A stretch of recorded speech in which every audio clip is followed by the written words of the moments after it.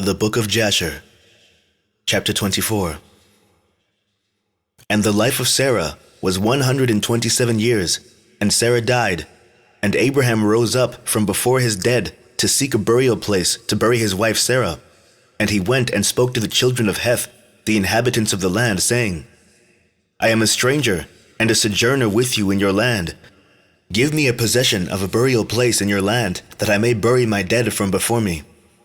And the children of Heth said unto Abraham, Behold, the land is before thee. In the choice of our sepulchres, bury thy dead, for no man shall withhold thee from burying thy dead. And Abraham said unto them, If you are agreeable to this, go and entreat for me to Ephron, the son of Zochar, requesting that he may give me the cave of Machpelah, which is in the end of his field, and I will purchase it of him for whatever he desire for it. And Ephron dwelt among the children of Heth, and they went and called for him. And he came before Abraham. And Ephron said unto Abraham, Behold, all that thou requirest, thy servant will do. And Abraham said, No, but I will buy the cave and the field which thou hast for value, in order that it may be for a possession of a burial place forever. And Ephron answered and said, Behold, the field and the cave are before thee. Give whatever thou desirest. And Abraham said, Only at full value will I buy it from thy hand, and from the hands of those that go in at the gate of thy city, and from the hand of thy seed forever. And Ephron and all his brethren heard this. And Abraham weighed to Ephron 400 shekels of silver in the hands of Ephron and in the hands of all his brethren. And Abraham wrote this transaction, and he wrote it and testified it with 4 witnesses. And these are the names of the witnesses: Amigal, son of Abishna, the Hittite; Adikaram, son of Ashanach, the Hivite; Abdon, the son of Acharim, the Gomerite; Bakdeel, the son of Abudish, the Zidonite. And Abraham took the book of the purchase and placed it in his treasures. And these are the words that Abraham wrote in the book, namely, that the cave and the field Abraham bought from Ephron the Hittite, and from his seed, and from those that go out of his city, and from their seed forever, are to be a purchase to Abraham and to his seed, and to those that go forth from his loins, for a possession of a burial place forever. And he put a signet to it, and testified it with witnesses. And the field and the cave that was in it, and all that place, were made sure unto Abraham, and unto his seed after him, from the children of Heth. Behold, it is before Mamre in Hebron, which is in the land of Canaan. And after this, Abraham buried his wife Sarah there, and that place and all its boundary became to Abraham, and unto his seed for a possession of a burial place. And Abraham buried Sarah with pomp, as observed at the interment of kings, and she was buried in very fine and beautiful garments. And at her bier was Shem, his sons Eber and Abimelech, together with Anar, Ashcal, and Mamre, and all the grandees of the land followed her bier. And the days of Sarah were 127 years, and she died, and Abraham made a great and heavy mourning, and he performed the rites of mourning for 7 days. And all the inhabitants of the land comforted Abraham and Isaac his son on account of Sarah. And when the days of their mourning passed by, Abraham sent away his son Isaac, and he went to the house of Shem and Eber to learn the ways of the Lord and his instructions, and Abraham remained there 3 years. At that time Abraham rose up with all his servants, and they went and returned homeward to Beersheba, and Abraham and all his servants remained in Beersheba. And at the revolution of the year, Abimelech, king of the Philistines, died in that year. He was 193 years old at his death. And Abraham went with his people to the land of the Philistines, and they comforted the whole household and all his servants, and he then turned and went home. And it was after the death of Abimelech that the people of Gerar took Ben-Melech, his son, and he was only 12 years old, and they made him lying in the place of his father. And they called his name Abimelech, after the name of his father, for thus was it their custom to do in Gerar. And Abimelech reigned instead of Abimelech his father, and he sat upon his throne. And Lot, the son of Haran, also died in those days, in the 39th year of the life of Isaac. And all the days that Lot lived were 140 years, and he died. And these are the children of Lot that were born to him by his daughters. The name of the firstborn was Moab, and the name of the second was Ben-Ammi. And the 2 sons of Lot went and took themselves wives from the land of Canaan, and they bare children to them. And the children of Moab were Ed, Maon, Tarsis, and Canveel, 4 sons. These are the fathers to the children of Moab unto this day. And all the families of the children of Lot went to dwell wherever they should light upon, for they were fruitful and increased abundantly. And they went and built themselves cities in the land where they dwelt, and they called the names of the cities which they built after their own names. And Nahor, the son of Terah, brother to Abraham, died in those days, in the 40th year of the life of Isaac. And all the days of Nahor were 172 years, and he died, and was buried in Haran. And when Abraham heard that his brother was dead, he grieved sadly, and he mourned over his brother many days. And Abraham called for Eleazar, his head servant, to give him orders concerning his house, and he came and stood before him. And Abraham said to him, Behold, I am old, I do not know the day of my death, for I am advanced in days. Now therefore rise up, go forth, and do not take a wife for my son from this place, and from this land, from the daughters of the Canaanites, amongst whom we dwell. But go to my land, and to my birthplace, and take from thence a wife for my son. And the Lord God of heaven and earth, who took me from my father's house, and brought me to this place, and said unto me, To thy seed will I give this land for an inheritance forever. He will send his angel before thee, and prosper thy way, that thou mayst obtain a wife for my son, from my family, and from my father's house. And the servant answered his master Abraham, and said, Behold, I go to thy birthplace, and to thy father's house, and take a wife for thy son from there. But if the woman be not willing to follow me to this land, shall I take thy son back to the land of thy birthplace? And Abraham said unto him, Take heed that thou bring not my son hither again. For the Lord before whom I have walked, he will send his angel before thee, and prosper thy way. And Eleazar did as Abraham ordered him. And Eleazar swore unto Abraham his master upon this matter. And Eleazar rose up, and took 10 camels of the camels of his master, and 10 men from his master's servants with him. And they rose up, and went to Haran, the city of Abraham, and Nahor, in order to fetch a wife for Isaac, the son of Abraham. And whilst they were gone, Abraham sent to the house of Shem and Eber, and they brought from thence his son Isaac. And Isaac came home to his father's house to Beersheba, whilst Eleazar and his men came to Haran.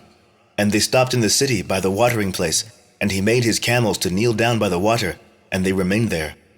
And Eleazar, Abraham's servant, prayed and said, O God of Abraham my master, send me, I pray thee, good speed this day, and show kindness unto my master, that thou shalt appoint this day a wife for my master's son from his family.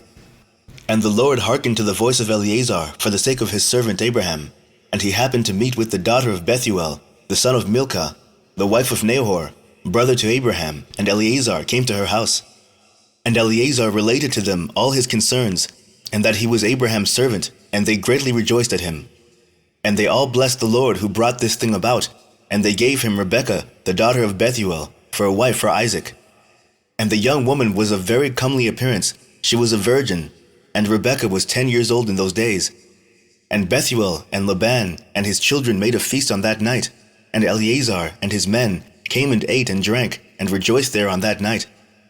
And Eleazar rose up in the morning, he and the men that were with him, and he called to the whole household of Bethuel, saying, Send me away, that I may go to my master. And they rose up, and sent away Rebekah, and her nurse Deborah, the daughter of Uz, and they gave her silver and gold, menservants and maidservants, and they blessed her. And they sent Eleazar away with his men, and the servants took Rebekah, and he went and returned to his master to the land of Canaan. And Isaac took Rebekah, and she became his wife, and he brought her into the tent. And Isaac was 40 years old when he took Rebekah, the daughter of his uncle Bethuel, for a wife. Chapter 25.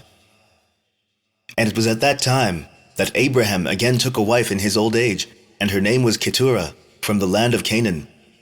And she bare unto him Zimran, Jokshan, Medan, Midian, Ishbak, and Shuach, being 6 sons. And the children of Zimran were Abihen, Molech, and Narim.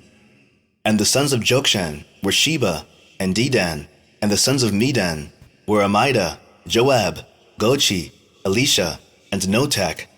And the sons of Midian were Ephah, Epher, Canik, Abida, and Eldaah. And the sons of Ishbak were Machiro, Beodua, and Tator. And the sons of Shuach were Bildad, Mamdad, Munan, and Meban. All these are the families of the children of Keturah, the Canaanitish woman, which she bare unto Abraham the Hebrew. And Abraham sent all these away, and he gave them gifts, and they went away from his son Isaac to dwell wherever they should find a place. And all these went to the mountain at the east, and they built themselves 6 cities in which they dwelt unto this day. But the children of Sheba and Dedan, children of Jokshan, with their children, did not dwell with their brethren in their cities, and they journeyed and encamped in the countries and wildernesses unto this day. And the children of Midian, son of Abraham, went to the east of the land of Cush, and they there found a large valley in the eastern country, and they remained there, and built a city, and they dwelt therein. That is the land of Midian unto this day. And Midian dwelt in the city which he built, he and his 5 sons, and all belonging to him.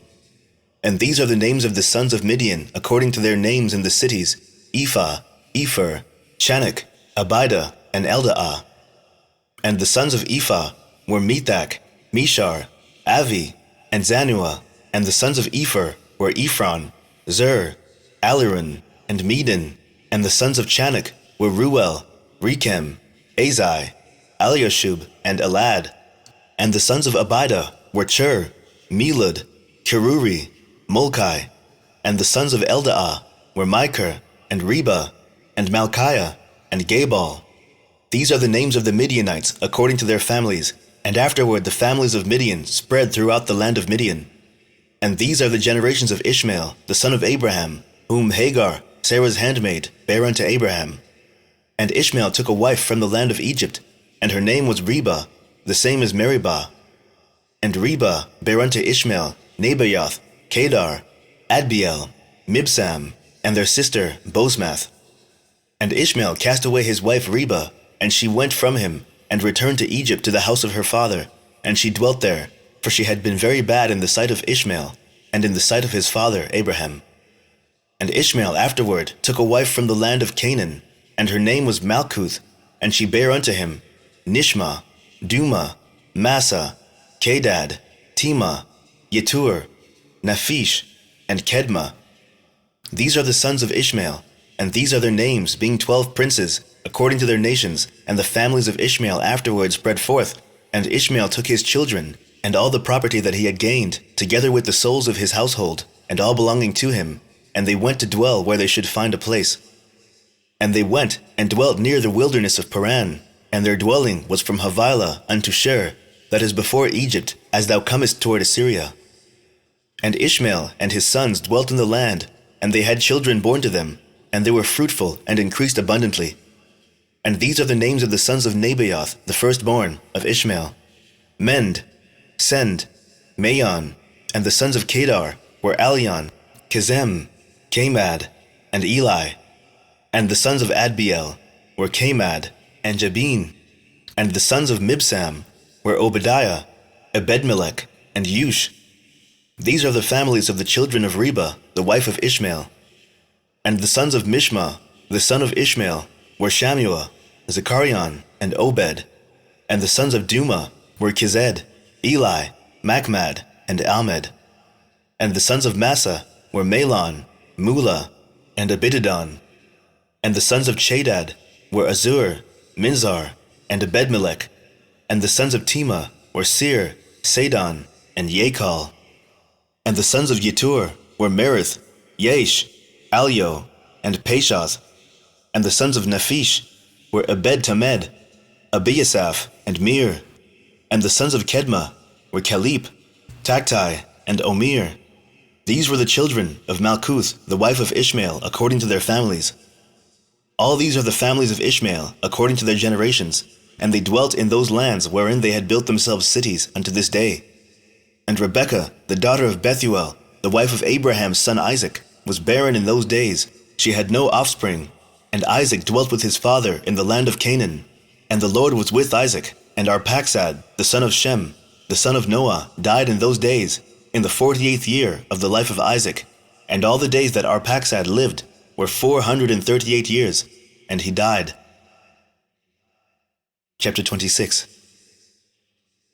And in the 59th year of the life of Isaac, the son of Abraham, Rebekah his wife was still barren in those days.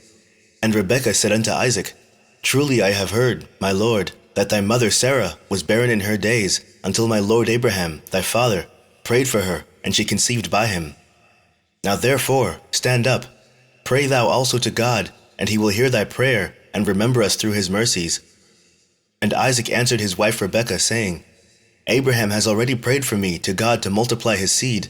Now therefore, this barrenness must proceed to us from thee. And Rebekah said unto him, But arise now thou also and pray, that the Lord may hear thy prayer, and grant me children. And Isaac hearkened to the words of his wife. And Isaac and his wife rose up, and went to the land of Moriah to pray there, and to seek the Lord. And when they had reached that place, Isaac stood up and prayed to the Lord on account of his wife, because she was barren. And Isaac said, O Lord, God of heaven and earth, whose goodness and mercies fill the earth, thou who didst take my father from his father's house and from his birthplace, and didst bring him unto this land, and didst say to him, To thy seed will I give the land, and thou didst promise him, and didst declare unto him, I will multiply thy seed as the stars of heaven, and as the sand of the sea. Now may thy words be verified, which thou didst speak unto my father.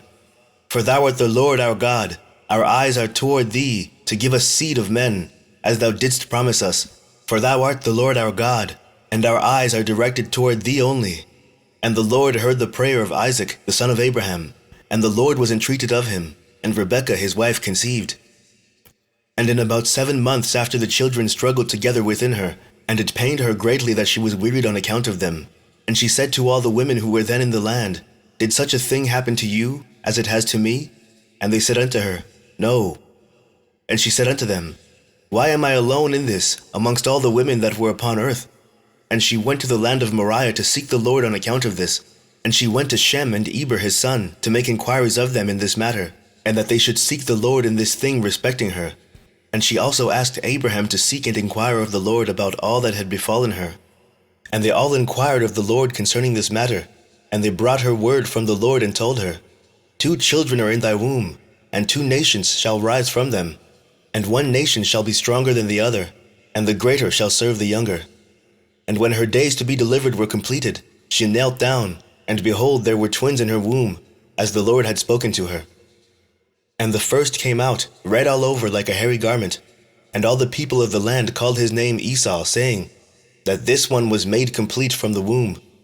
And after that came his brother, and his hand took hold of Esau's heel, therefore they called his name Jacob. And Isaac, the son of Abraham, was 60 years old when he begat them.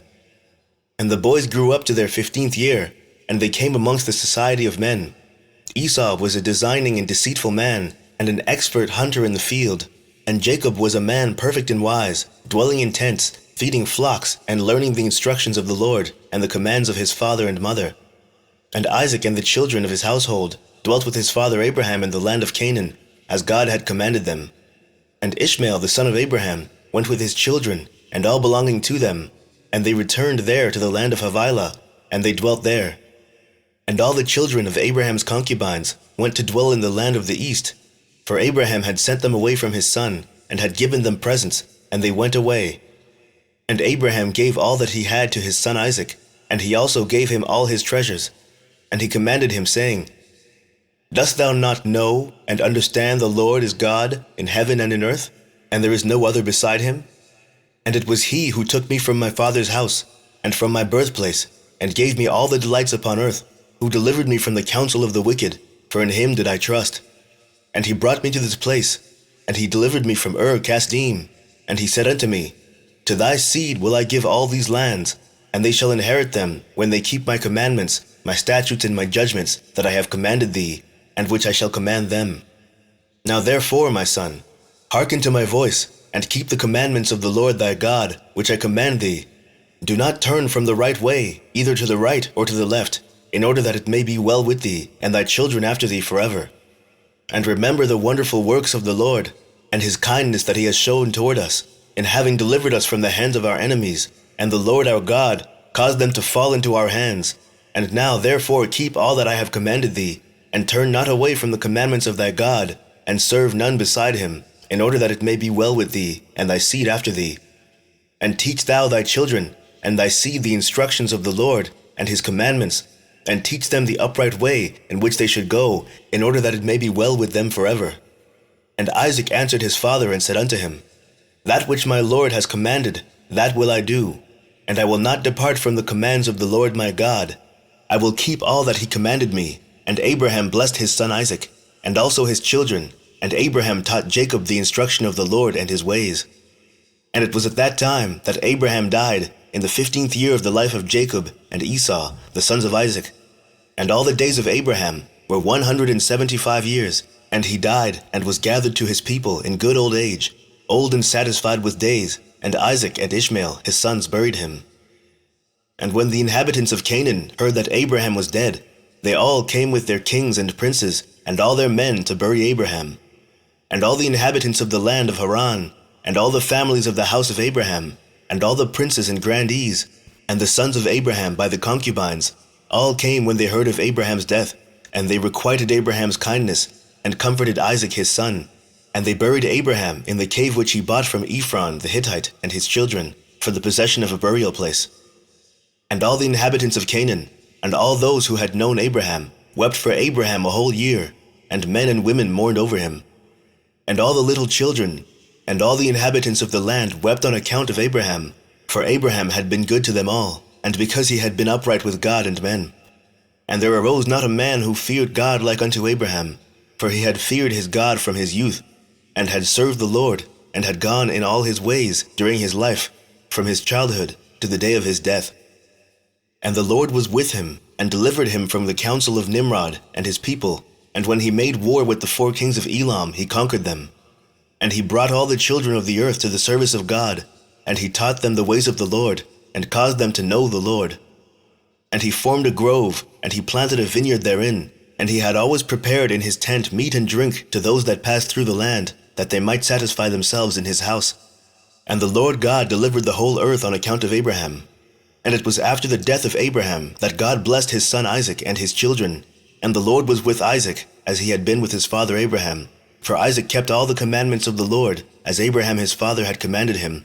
He did not turn to the right or to the left from the right path which his father had commanded him.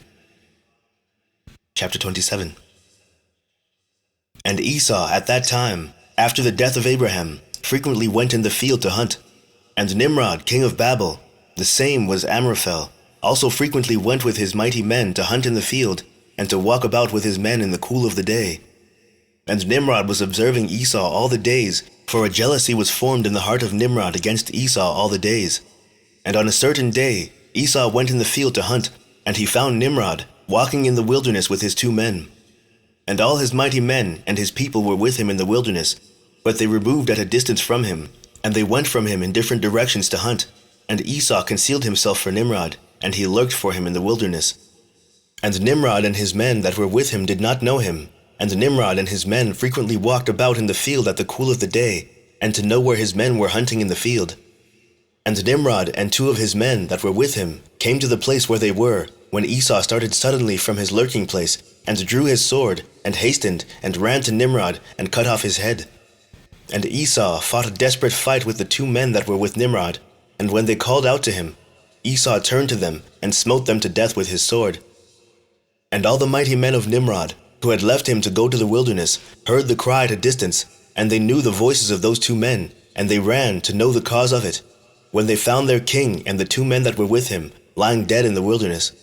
And when Esau saw the mighty men of Nimrod coming at a distance, he fled, and thereby escaped. And Esau took the valuable garments of Nimrod, which Nimrod's father had bequeathed to Nimrod, and with which Nimrod prevailed over the whole land, and he ran and concealed them in his house.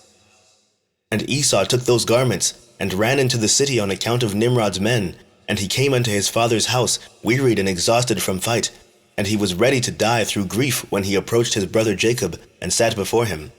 And he said unto his brother Jacob, Behold, I shall die this day, and wherefore then do I want the birthright? And Jacob acted wisely with Esau in this matter, and Esau sold his birthright to Jacob, for it was so brought about by the Lord. And Esau's portion in the cave of the field of Machpelah, which Abraham had bought from the children of Heth for the possession of a burial ground, Esau also sold to Jacob, and Jacob bought all this from his brother Esau for value given. And Jacob wrote the whole of this in a book, and he testified the same with witnesses, and he sealed it, and the book remained in the hands of Jacob. And when Nimrod the son of Cush died, his men lifted him up, and brought him in consternation, and buried him in his city, and all the days that Nimrod lived were 215 years, and he died. And the days that Nimrod reigned upon the people of the land were 185 years, and Nimrod died by the sword of Esau in shame and contempt, and the seed of Abraham caused his death, as he had seen in his dream. And at the death of Nimrod, his kingdom became divided into many divisions, and all those parts that Nimrod reigned over were restored to the respective kings of the land, who recovered them after the death of Nimrod, and all the people of the house of Nimrod were for a long time enslaved to all the other kings of the land. Chapter 28. And in those days, after the death of Abraham, in that year the Lord brought a heavy famine in the land, and whilst the famine was raging in the land of Canaan, Isaac rose up to go down to Egypt on account of the famine, as his father Abraham had done. And the Lord appeared that night to Isaac, and he said to him, "Do not go down to Egypt, but rise and go to Gerar, to Abimelech, king of the Philistines, and remain there till the famine shall cease." And Isaac rose up and went to Gerar, as the Lord commanded him, and he remained there a full year. And when Isaac came to Gerar, the people of the land saw that Rebekah his wife was of a beautiful appearance, and the people of Gerar asked Isaac concerning his wife, and he said, "She is my sister," for he was afraid to say she was his wife, lest the people of the land should slay him on account of her. And the princes of Abimelech went and praised the woman to the king, but he answered them not, neither did he attend to their words. But he heard them say that Isaac declared her to be his sister, so the king reserved this within himself. And when Isaac had remained 3 months in the land, Abimelech looked out at the window, and he saw, and behold, Isaac was sporting with Rebekah his wife, for Isaac dwelt in the outer house belonging to the king, so that the house of Isaac was opposite the house of the king. And the king said unto Isaac, "What is this thou hast done to us in saying of thy wife, She is my sister? How easily might one of the great men of the people have lain with her, and thou wouldst then have brought guilt upon us."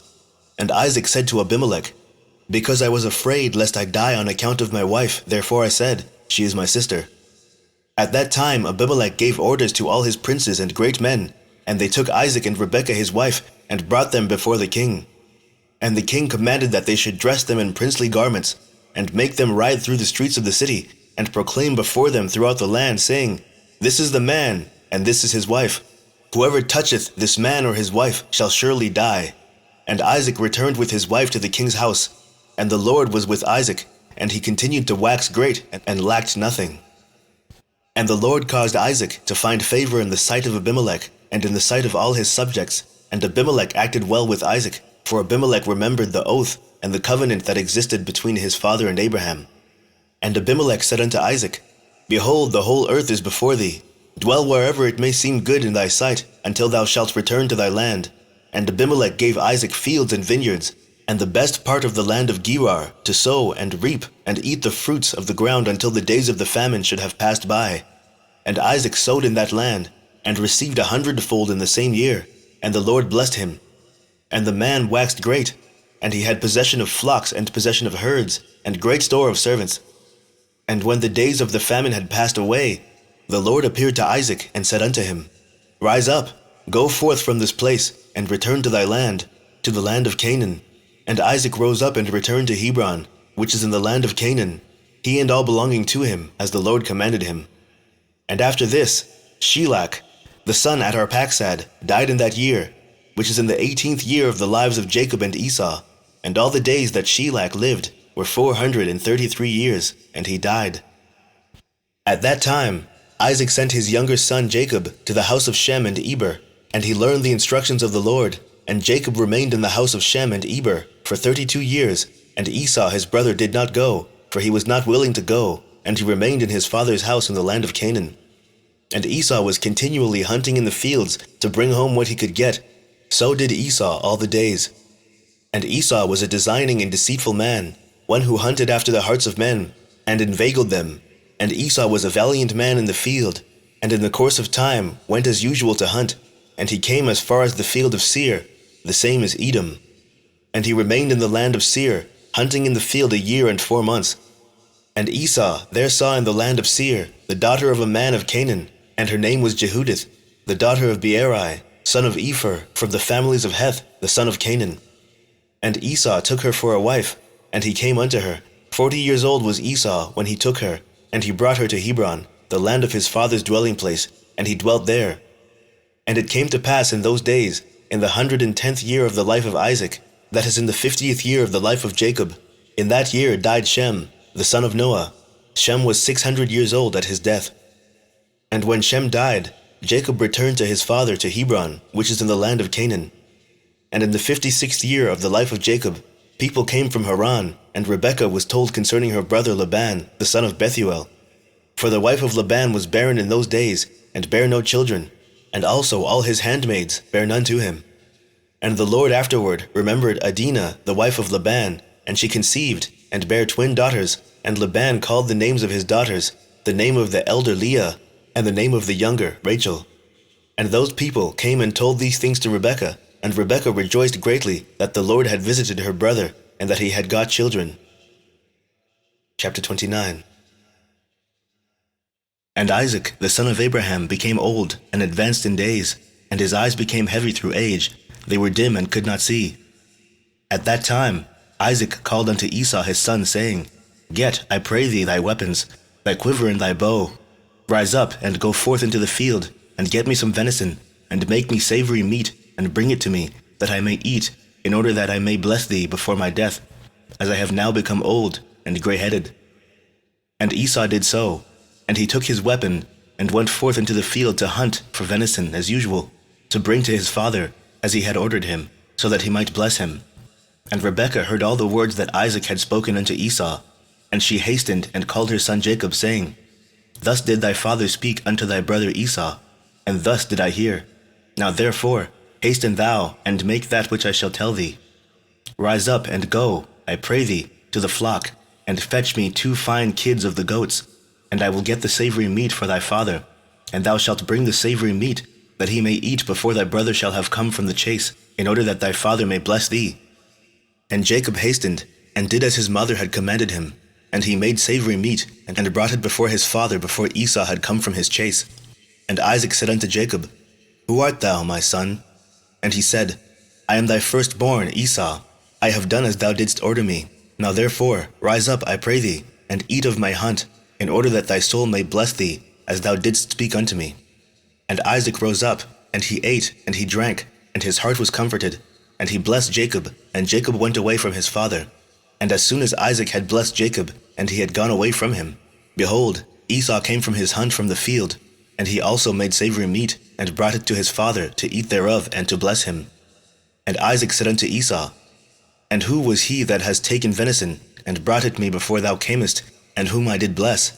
And Esau knew that his brother Jacob had done this, and the anger of Esau was kindled against his brother Jacob, that he had acted thus toward him. And Esau said, Is he not rightly called Jacob?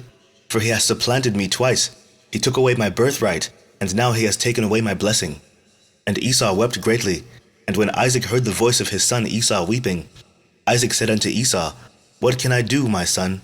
Thy brother came with subtlety, and took away thy blessing. And Esau hated his brother Jacob on account of the blessing that his father had given him, and his anger was greatly roused against him. And Jacob was very much afraid of his brother Esau, and he rose up and fled to the house of Eber, the son of Shem, and he concealed himself there on account of his brother. And Jacob was 63 years old when he went forth from the land of Canaan from Hebron. And Jacob was concealed in Eber's house 14 years on account of his brother Esau, and he there continued to learn the ways of the Lord and his commandments. And when Esau saw that Jacob had fled and escaped from him, and that Jacob had cunningly obtained the blessing, then Esau grieved exceedingly, and he was also vexed at his father and mother. And he also rose up, and took his wife, and went away from his father and mother, to the land of Seir, and he dwelt there. And Esau saw there a woman from amongst the daughters of Heth, whose name was Bosmath, the daughter of Elon the Hittite. And he took her for a wife in addition to his first wife, and Esau called her name Adah, saying the blessing had in that time passed from him. And Esau dwelt in the land of Seir 6 months, without seeing his father and mother. And afterward Esau took his wives, and rose up and returned to the land of Canaan. And Esau placed his 2 wives in his father's house in Hebron. And the wives of Esau vexed and provoked Isaac and Rebekah with their works, for they walked not in the ways of the Lord, but they served their father's gods of wood and stone, as their father had taught them, and they were more wicked than their father. And they went according to the evil desires of their hearts, And they sacrificed and burnt incense to the Baalim, and Isaac and Rebekah became weary of them. And Rebekah said, I am weary of my life because of the daughters of Heth. If Jacob take a wife of the daughters of Heth, such as these which are of the daughters of the land, what good then is life unto me? And in those days Adah, the wife of Esau, conceived, and bare him a son. And Esau called the name of the son that was born unto him Eliphaz. And Esau was 65 years old when she bare him. And Ishmael, the son of Abraham, died in those days, in the 64th year of the life of Jacob. And all the days that Ishmael lived were 137 years, and he died. And when Isaac heard that Ishmael was dead, he mourned for him, and Isaac lamented over him many days. And at the end of 14 years of Jacob's residing in the house of Eber, Jacob desired to see his father and mother. And Jacob came to the house of his father and mother, to Hebron. And Esau had in those days forgotten what Jacob had done to him, in having taken the blessing from him in those days. And when Esau saw Jacob coming to his father and mother, he remembered what Jacob had done to him, and he was greatly incensed against him, and he sought to slay him. And Isaac, the son of Abraham, was old and advanced in days. And Esau said, Now my father's time is drawing nigh that he must die, and when he shall die, I will slay my brother Jacob. And this was told to Rebekah, and she hastened, and sent and called for Jacob her son. And she said unto him, Arise, go and flee to Haran to my brother Laban, and remain there for some time, until thy brother's anger be turned from thee, and then thou shalt come back. And Isaac called unto Jacob, and said unto him, Take not a wife from the daughters of Canaan, for thus did our father Abraham command us according to the word of the Lord, which he had commanded him, saying, Unto thy seed will I give this land. If thy children keep my covenant that I have made with thee, then will I also perform to thy children that which I have spoken unto thee, and I will not forsake them. Now therefore, my son, hearken to my voice, to all that I shall command thee, and refrain from taking a wife from amongst the daughters of Canaan. Arise, go to Haran, to the house of Bethuel thy mother's father, and take unto thee a wife from there, from the daughters of Laban thy mother's brother. Therefore take heed lest thou shouldst forget the Lord thy God, and all his ways in the land to which thou goest, and shouldst get connected with the people of the land, and pursue vanity, and forsake the Lord thy God. But when thou comest to the land, serve there the Lord. Do not turn to the right or to the left from the way which I command thee, and which thou didst learn. And may the Almighty God grant thee favor in the sight of the people of the earth, that thou mayest take there a wife according to thy choice, one who is good and upright in the ways of the Lord. And may God give unto thee and thy seed the blessing of thy father Abraham, and make thee fruitful, and multiply thee, and mayst thou become a multitude of people in the land whither thou goest, and may God cause thee to return to this land, the land of thy father's dwelling, with children, and with great riches, with joy and with pleasure. And Isaac finished commanding Jacob and blessing him, and he gave him many gifts, together with silver and gold, and he sent him away. And Jacob hearkened to his father and mother. He kissed them, and arose and went to Padan Aram. And Jacob was 77 years old when he went out from the land of Canaan, from Beersheba. And when Jacob went away to go to Haran, Esau called unto his son Eliphaz, and secretly spoke unto him, saying, Now hasten, take thy sword in thy hand, and pursue Jacob, and pass before him in the road, and lurk for him, and slay him with thy sword in one of the mountains, and take all belonging to him, and come back. And Eliphaz, the son of Esau, was an active man and expert with the bow, as his father had taught him, and he was a noted hunter in the field and a valiant man. And Eliphaz did as his father had commanded him, and Eliphaz was at that time 13 years old. And Eliphaz rose up, and went and took 10 of his mother's brothers with him, and pursued Jacob. And he closely followed Jacob, and he lurked for him in the border of the land of Canaan, opposite to the city of Shechem. And Jacob saw Eliphaz and his men pursuing him, and Jacob stood still in the place in which he was going, in order to know what this was, for he did not know the thing. And Eliphaz drew his sword, and he went on advancing, he and his men, toward Jacob. And Jacob said unto them, What is to do with you, that you have come hither? And what meaneth it, that you pursue with your swords? And Eliphaz came near to Jacob, and he answered and said unto him, Thus did my father command me, and now therefore I will not deviate from the orders which my father gave me. And when Jacob saw that Esau had spoken to Eliphaz to employ force, Jacob then approached, and supplicated Eliphaz and his men, saying to him, Behold all that I have, and which my father and mother gave unto me, that take unto thee, and go from me, and do not slay me, and may this thing be accounted unto thee a righteousness. And the Lord caused Jacob to find favor in the sight of Eliphaz the son of Esau, and his men, and they hearkened to the voice of Jacob, and they did not put him to death. And Eliphaz and his men took all belonging to Jacob, together with the silver and gold that he had brought with him from Beersheba. They left him nothing. And Eliphaz and his men went away from him, and they returned to Esau to Beersheba. And they told him all that had occurred to them with Jacob, and they gave him all that they had taken from Jacob. And Esau was indignant at Eliphaz his son, and at his men that were with him, because they had not put Jacob to death. And they answered and said unto Esau, Because Jacob supplicated us in this matter not to slay him, our pity was excited toward him, and we took all belonging to him, and brought it unto thee. And Esau took all the silver and gold which Eliphaz had taken from Jacob, and he put them by in his house. At that time, when Esau saw that Isaac had blessed Jacob, and had commanded him, saying, Thou shalt not take a wife from amongst the daughters of Canaan, and that the daughters of Canaan were bad in the sight of Isaac and Rebekah, then he went to the house of Ishmael his uncle, and in addition to his older wives, he took Machlath, the daughter of Ishmael, the sister of Nebaioth, for a wife. Chapter 30. And Jacob went forth continuing his road to Haran, and he came as far as Mount Moriah, and he tarried there all night near the city of Luz. And the Lord appeared there unto Jacob on that night, and he said unto him, I am the Lord God of Abraham, and the God of Isaac thy father. The land upon which thou liest I will give unto thee and thy seed. And behold, I am with thee, and will keep thee wherever thou goest, and I will multiply thy seed as the stars of heaven, and I will cause all thine enemies to fall before thee. And when they shall make war with thee, they shall not prevail over thee. And I will bring thee again unto this land with joy, with children, and with great riches. And Jacob awoke from his sleep, and he rejoiced greatly at the vision which he had seen, and he called the name of that place Bethel. And Jacob rose up from that place quite rejoiced, and when he walked, his feet felt light to him for joy. And he went from there to the land of the children of the east, and he returned to Haran, and he sat by the shepherd's well. And he there found some men going from Haran to feed their flocks, and Jacob made inquiries of them, and they said, We are from Haran. And he said unto them, Do you know Laban, the son of Nahor? And they said, We know him, and behold, his daughter Rachel is coming along to feed her father's flock. Whilst he was yet speaking with them, Rachel, the daughter of Laban, came to feed her father's sheep, for she was a shepherdess.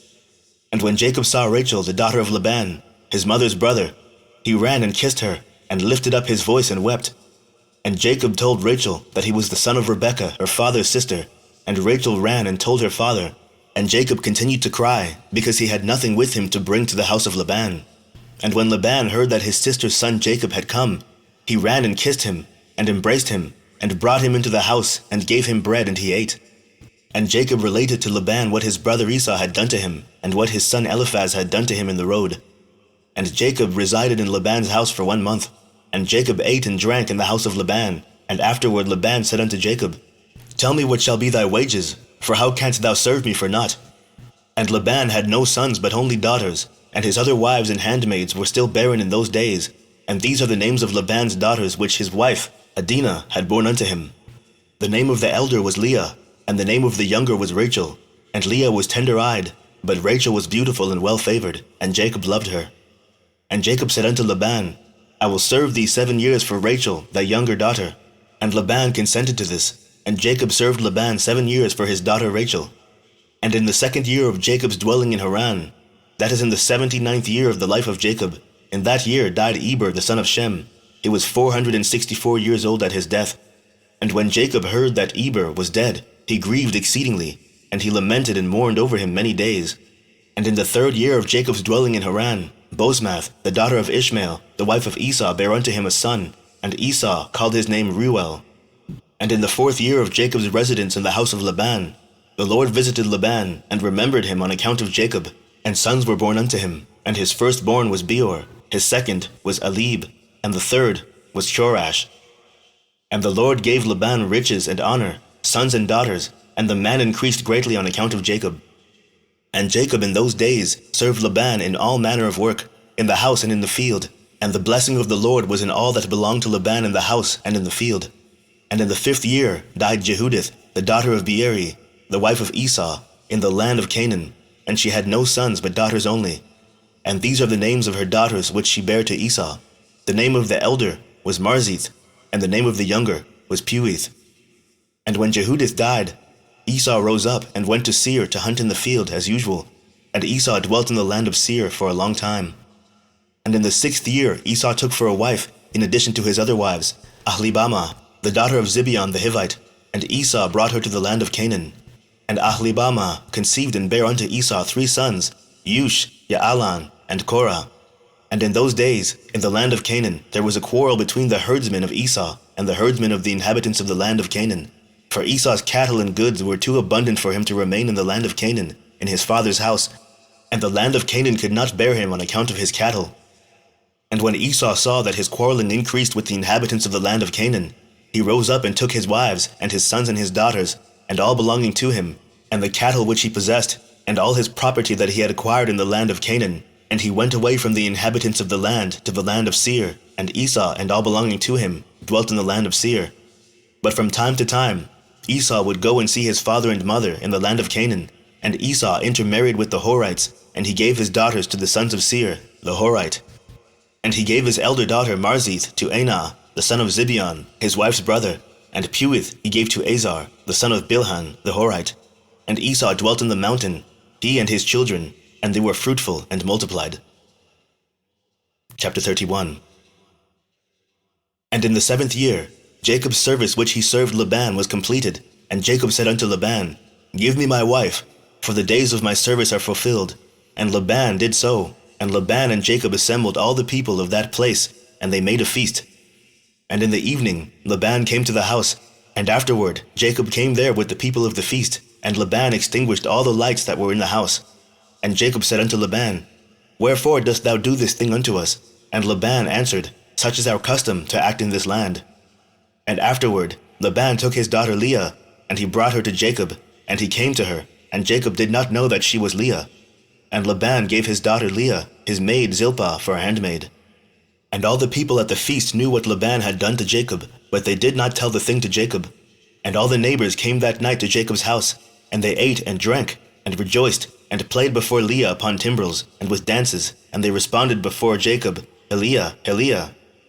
And Jacob heard their words, but did not understand their meaning, but he thought such might be their custom in this land. And the neighbors spoke these words before Jacob during the night, and all the lights that were in the house Laban had that night extinguished. And in the morning, when daylight appeared, Jacob turned to his wife, and he saw, and behold, it was Leah that had been lying in his bosom. And Jacob said, Behold, now I know what the neighbors said last night. Leah, they said, and I knew it not. And Jacob called unto Laban, and said unto him, What is this that thou didst unto me? Surely I served thee for Rachel, and why didst thou deceive me, and didst give me Leah?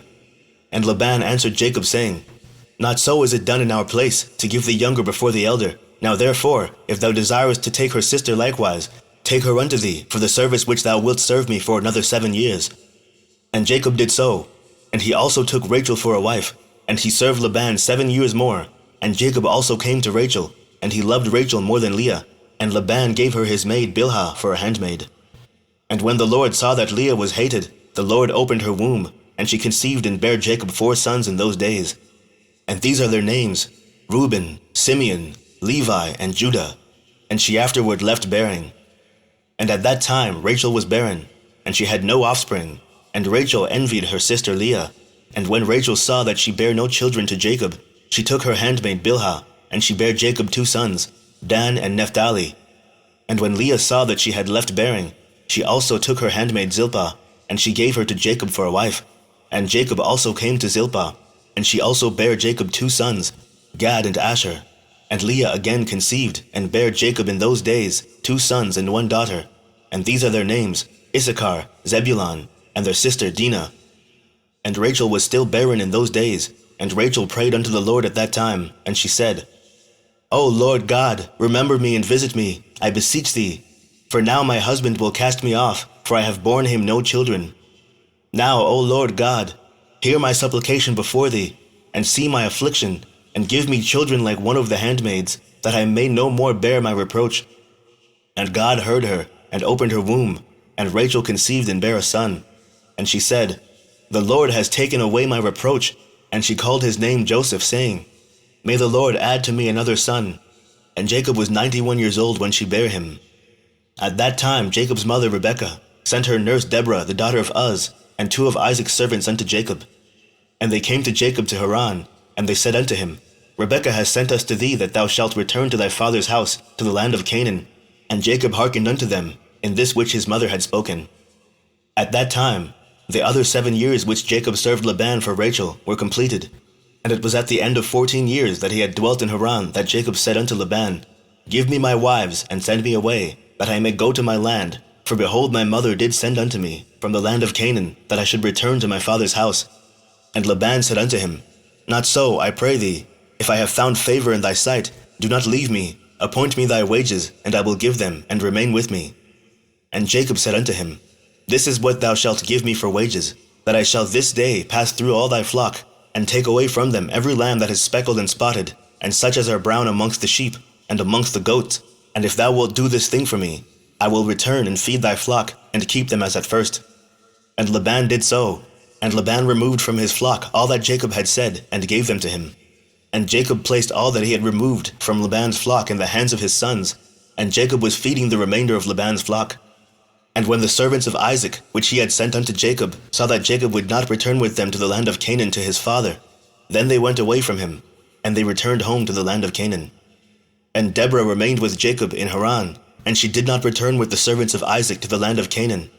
And Deborah remained with Jacob in Haran, and she did not return with the servants of Isaac to the land of Canaan. And Deborah resided with Jacob's wives and children in Haran. And Jacob served Laban 6 years longer, and when the sheep brought forth, Jacob removed from them such as were speckled and spotted, as he had determined with Laban. And Jacob did so at Laban's for 6 years. And the man increased abundantly, and he had cattle, and maidservants, and menservants, camels and asses. And Jacob had 200 drove of cattle, and his cattle were of large size, and of beautiful appearance, and were very productive. And all the families of the sons of men desired to get some of the cattle of Jacob, for they were exceedingly prosperous. And many of the sons of men came to procure some of Jacob's flock, and Jacob gave them a sheep for a manservant, or a maidservant, or for an ass or a camel, or whatever Jacob desired from them they gave him. And Jacob obtained riches and honor and possessions by means of these transactions with the sons of men, and the children of Laban envied him of this honor. And in the course of time he heard the words of Laban's sons, saying, Jacob has taken away all that was our father's, and of that which was our father's has he acquired all this glory. And Jacob beheld the countenance of Laban and of his children, and behold, it was not toward him in those days as it had been before. And the Lord appeared to Jacob at the expiration of the 6 years, and said unto him, Arise, go forth out of this land, and return to the land of thy birthplace, and I will be with thee. And Jacob rose up at that time, and he mounted his children and wives, and all belonging to him upon camels, and he went forth to go to the land of Canaan, to his father Isaac. And Laban did not know that Jacob had gone from him, for Laban had been that day sheep-shearing. And Rachel stole her father's images, and she took them, and she concealed them upon the camel upon which she sat, and she went on. And this is the manner of the images: and taking a man who is the firstborn, and slaying him, and taking the hair off his head, and taking salt, and salting the head, and anointing it in oil, then taking a small tablet of copper, or a tablet of gold, and writing the name upon it, and placing the tablet under his tongue, and taking the head with the tablet under the tongue, and putting it in the house, and lighting up lights before it, and bowing down to it. And at the time when they bow down to it, it speaketh to them in all matters that they ask of it, through the power of the name which is written in it. And some make them in the figures of men, of gold and silver, and go to them in times known to them, and the figures receive the influence of the stars, and tell them future things. And in this manner were the images which Rachel stole from her father. And Rachel stole these images which were her father's, in order that Laban might not know through them where Jacob had gone. And Laban came home, and he asked concerning Jacob and his household, and he was not to be found. And Laban sought his images to know where Jacob had gone, and could not find them. And he went to some other images, and he inquired of them, and they told him that Jacob had fled from him to his fathers, to the land of Canaan. And Laban then rose up, and he took his brothers and all his servants, and he went forth and pursued Jacob, and he overtook him in Mount Gilead. And Laban said unto Jacob, What is this that thou hast done to me to flee and deceive me, and lead my daughters and their children as captives taken by the sword? And thou didst not suffer me to kiss them and send them away with joy, and thou didst steal my gods and didst go away. And Jacob answered Laban, saying, Because I was afraid lest thou wouldst take thy daughters by force from me. And now with whomsoever thou findest thy gods, he shall die. And Laban searched for the images, and he examined in all Jacob's tents and furniture, but could not find them. And Laban said unto Jacob, We will make a covenant together, and it shall be a testimony between me and thee. If thou shalt afflict my daughters, or shalt take other wives besides my daughters, even God shall be a witness between me and thee in this matter. And they took stones, and made a heap. And Laban said, This heap is a witness between me and thee. Therefore he called the name thereof Gilead. And Jacob and Laban offered sacrifice upon the mount, and they ate there by the heap, and they tarried in the mount all night. And Laban rose up early in the morning, and he wept with his daughters, and he kissed them, and he returned unto his place. And he hastened, and sent off his son Beor, who was 17 years old, with Abicharov the son of Uz, the son of Nahor, and with them were 10 men. And they hastened, and went and passed on the road before Jacob, and they came by another road to the land of Seir. And they came unto Esau, and said unto him, Thus saith thy brother and relative, thy mother's brother Laban, the son of Bethuel, saying, Hast thou heard what Jacob thy brother has done unto me, who first came to me naked and bare?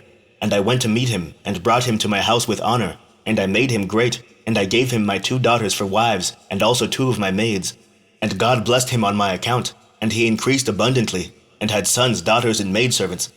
He has also an immense stock of flocks and herds, camels and asses, also silver and gold in abundance.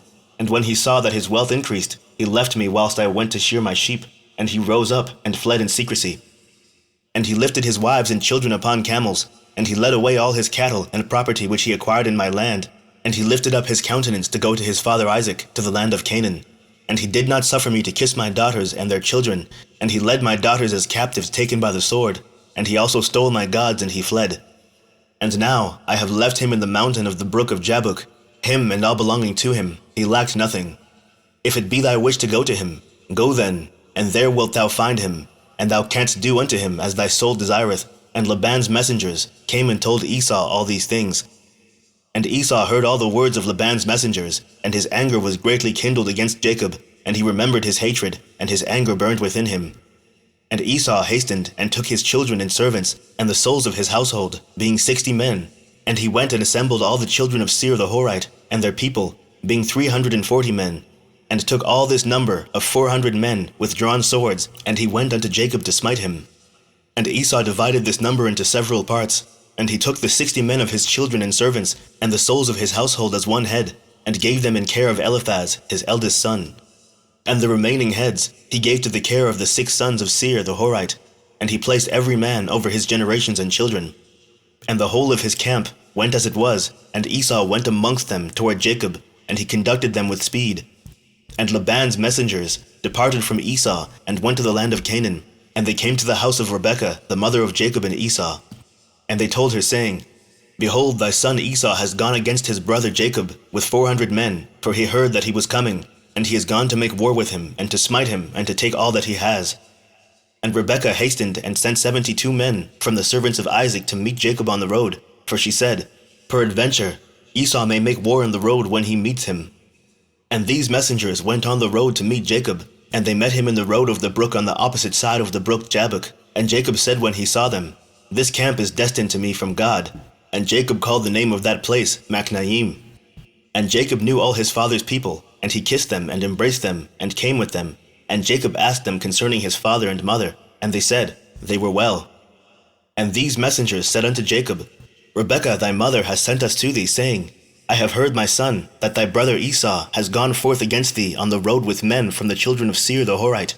And therefore, my son, hearken to my voice, and see with thy counsel what thou wilt do, and when he cometh up to thee, supplicate him, and do not speak rashly to him, and give him a present from what thou possessest, and from what God has favored thee with. And when he asketh thee concerning thy affairs, conceal nothing from him. Perhaps he may turn from his anger against thee, and thou wilt thereby save thy soul, thou and all belonging to thee. For it is thy duty to honor him, for he is thy elder brother. And when Jacob heard the words of his mother, which the messengers had spoken to him, Jacob lifted up his voice and wept bitterly, and did as his mother then commanded him. Chapter 32. And at that time Jacob sent messengers to his brother Esau toward the land of Seir, and he spoke to him words of supplication. And he commanded them, saying, Thus shall ye say to my lord, to Esau, Thus saith thy servant Jacob, Let not my lord imagine that my father's blessing with which he did bless me has proved beneficial to me. For I have been these 20 years with Laban, and he deceived me, and changed my wages 10 times, as it has all been already told unto my Lord. And I served him in his house very laboriously, and God afterward saw my affliction, my labor, and the work of my hands, and he caused me to find grace and favor in his sight. And afterward, through God's great mercy and kindness, acquired oxen, and asses, and cattle, and menservants and maidservants. And now I am coming to my land, and my home to my father and mother, who are in the land of Canaan. And I have sent to let my Lord know all this in order to find favor in the sight of my Lord, so that he may not imagine that I have of myself obtained wealth, or that the blessing with which my father blessed me has benefited me. And those messengers went to Esau, and found him on the borders of the land of Edom, going toward Jacob, and 400 men of the children of Seir the Horite were standing with drawn swords. And the messengers of Jacob told Esau all the words that Jacob had spoken to them concerning Esau. And Esau answered them with pride and contempt, and said unto them, Surely I have heard, and truly it has been told unto me what Jacob has done to Laban, who exalted him in his house, and gave him his daughters for wives, and he begat sons and daughters, and abundantly increased in wealth and riches in Laban's house through his means. And when he saw that his wealth was abundant, and his riches great, he fled with all belonging to him from Laban's house. And he led Laban's daughters away from the face of their father as captives taken by the sword, without telling him of it. And not only to Laban has Jacob done thus, but also unto me has he done so, and has twice supplanted me. And shall I be silent? Now therefore, I have this day come with my camps to meet him, and I will do unto him according to the desire of my heart. And the messengers returned, and came to Jacob, and said unto him, We came to thy brother, to Esau, and we told him all thy words, and thus has he answered us. And behold, he cometh to meet thee with 400 men. Now then, know and see what thou shalt do, and pray before God to deliver thee from him. And when he heard the words of his brother, which he had spoken to the messengers of Jacob, Jacob was greatly afraid, and he was distressed. And Jacob prayed to the Lord his God, and he said, O Lord, God of my fathers, Abraham and Isaac, thou didst say unto me, when I went away from my father's house, saying, I am the Lord, God of thy father Abraham, and the God of Isaac. Unto thee do I give this land, and thy seed after thee, and I will make thy seed as the stars of heaven, and thou shalt spread forth to the four sides of heaven. And in thee, and in thy seed, shall all the families of the earth be blessed. And thou didst establish thy words, and didst give unto me riches and children, and cattle, as the utmost wishes of my heart didst thou give unto thy servant. Thou didst give unto me all that I asked from thee, so that I lacked nothing. And thou didst afterward say unto me, Return to thy parents, and to thy birthplace, and I will still do well with thee. And now that I have come, and thou didst deliver me from Laban, I shall fall in the hands of Esau, who will slay me, yea, together with the mothers of my children. Now, therefore, O Lord God, deliver me, I pray thee, also from the hands of my brother Esau, for I am greatly afraid of him. And if there is no righteousness in me, do it for the sake of Abraham and my father Isaac. For I know that through kindness and mercy have I acquired this wealth. Now therefore, I beseech thee to deliver me this day with thy kindness, and to answer me. And Jacob ceased praying to the Lord, and he divided the people that were with him with the flocks and cattle into 2 camps, and he gave the half to the care of Damasek, the son of Eleazar, Abraham's servant, for a camp, with his children, and the other half he gave to the care of his brother Elias, the son of Eleazar, to be for a camp with his children. And he commanded them, saying, Keep yourselves at a distance with your camps, and do not come too near each other. And if Esau come to one camp and slay it, the other camp at a distance from it will escape him. And Jacob tarried there that night, and during the whole night he gave his servants instructions concerning the forces and his children.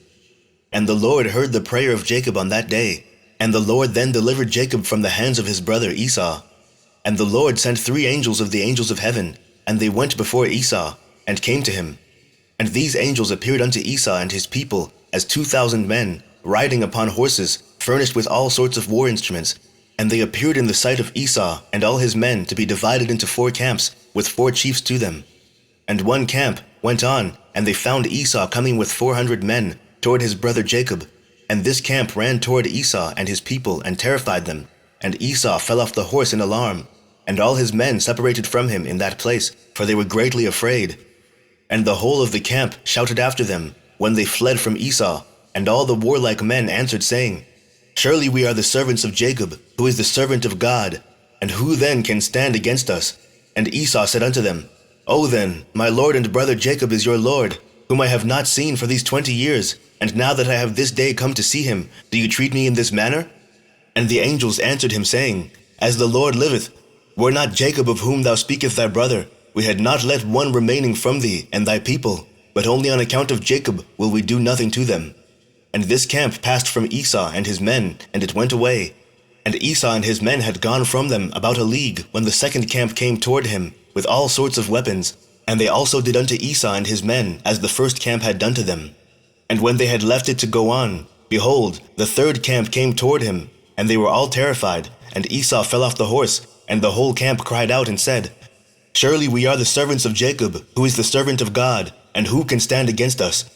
And Esau again answered them, saying, O then, Jacob my lord, and your lord is my brother. And for 20 years I have not seen his countenance, and hearing this day that he was coming, I went this day to meet him. And do you treat me in this manner? And they answered him, and said unto him, As the Lord liveth, were not Jacob thy brother, as thou didst say, we had not left a remnant from thee, and thy men, but on account of Jacob, of whom thou speakest being thy brother, we will not meddle with thee or thy men. And the third camp also passed from them, and he still continued his road with his men toward Jacob, when the fourth camp came toward him, and they also did unto him and his men as the others had done. And when Esau beheld the evil which the 4 angels had done to him and to his men, he became greatly afraid of his brother Jacob, and he went to meet him in peace. And Esau concealed his hatred against Jacob, because he was afraid of his life on account of his brother Jacob, and because he imagined that the 4 camps that he had lighted upon were Jacob's servants. And Jacob tarried that night with his servants in their camps, and he resolved with his servants to give unto Esau a present from all that he had with him, and from all his property. And Jacob rose up in the morning, he and his men, and they chose from amongst the cattle a present for Esau. And this is the amount of the present which Jacob chose from his flock to give unto his brother Esau. And he selected 240 head from the flocks, and he selected from the camels and asses 30 each, and of the herds he chose 50 kine.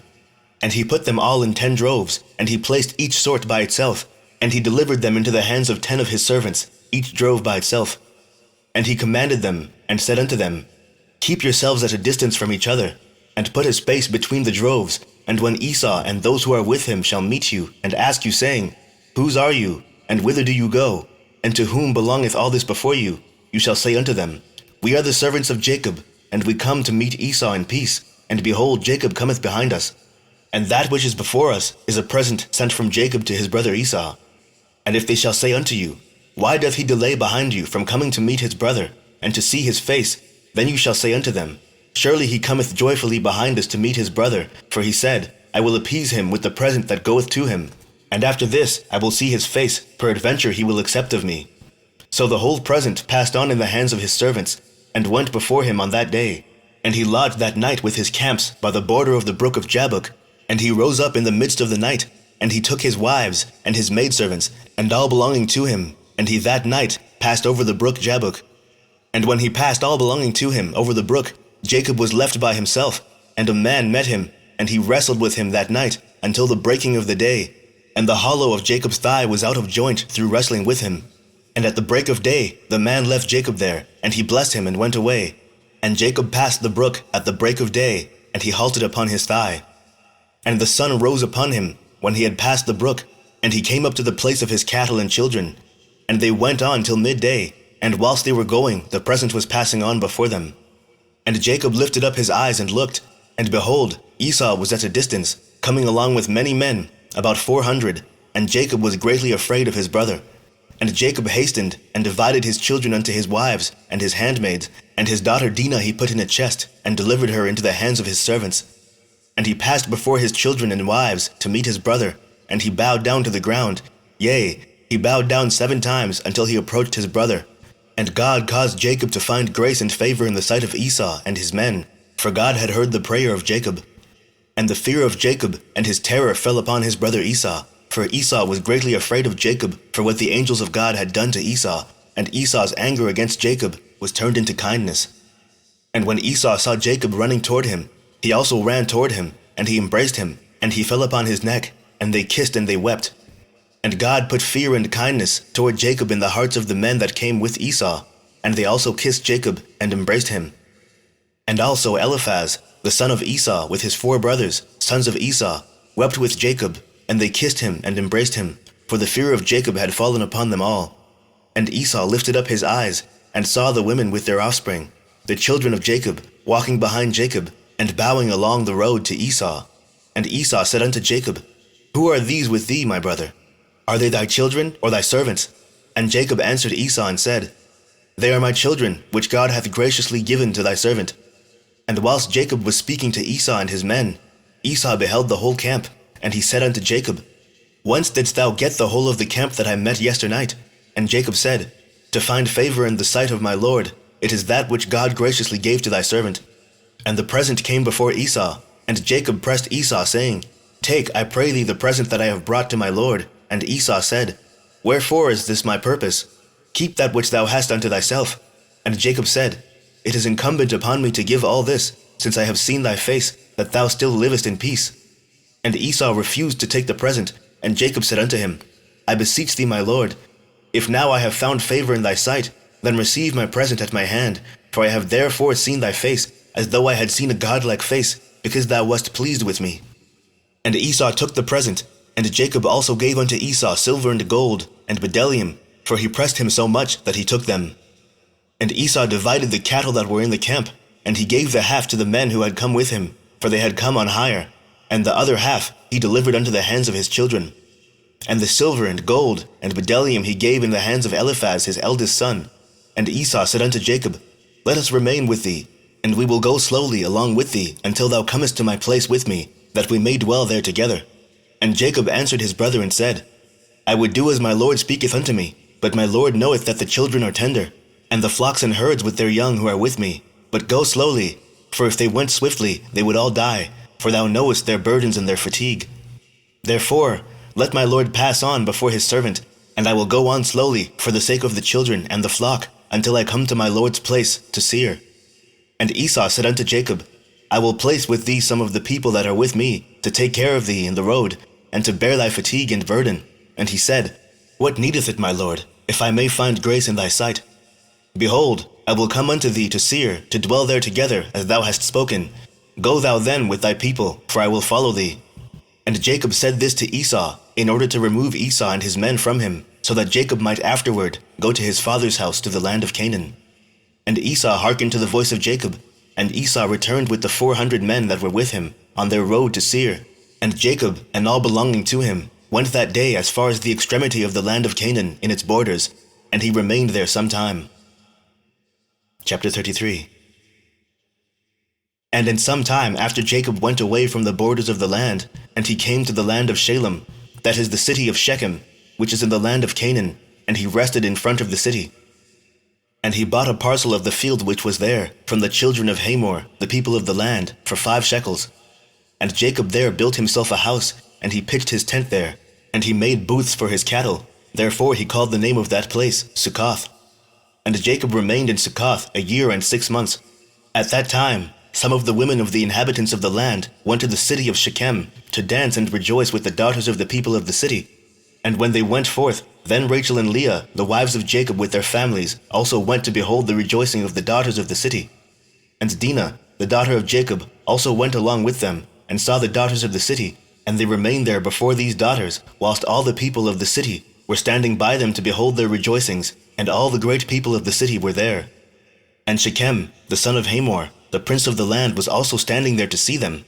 And Shechem beheld Dinah, the daughter of Jacob, sitting with her mother before the daughters of the city. And the damsel pleased him greatly. And he there asked his friends and his people, saying, Whose daughter is that sitting amongst the women, whom I do not know in this city? And they said unto him, Surely this is the daughter of Jacob, the son of Isaac, the Hebrew, who has dwelt in this city for some time. And when it was reported that the daughters of the land were going forth to rejoice, she went with her mother and maidservants to sit amongst them, as thou seest. And Shechem beheld Dinah, the daughter of Jacob, and when he looked at her, his soul became fixed upon Dinah. And he sent and had her taken by force.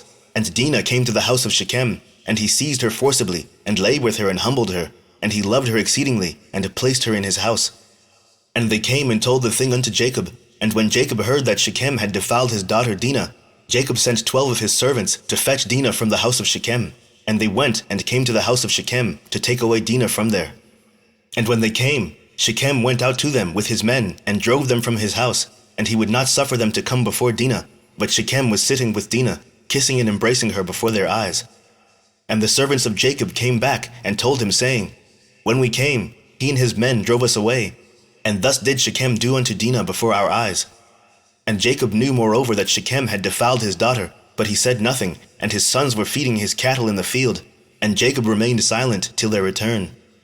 And before his sons came home, Jacob sent 2 maidens from his servants' daughters to take care of Dinah in the house of Shechem, and to remain with her. And Shechem sent 3 of his friends to his father Hamor, the son of Chedekim, the son of Pered, saying, Get me this damsel for a wife. And Hamor, the son of Chedekim the Hivite, came to the house of Shechem, his son, and he sat before him. And Hamor said unto his son, Shechem, is there then no woman amongst the daughters of thy people, that thou wilt take an Hebrew woman who is not of thy people?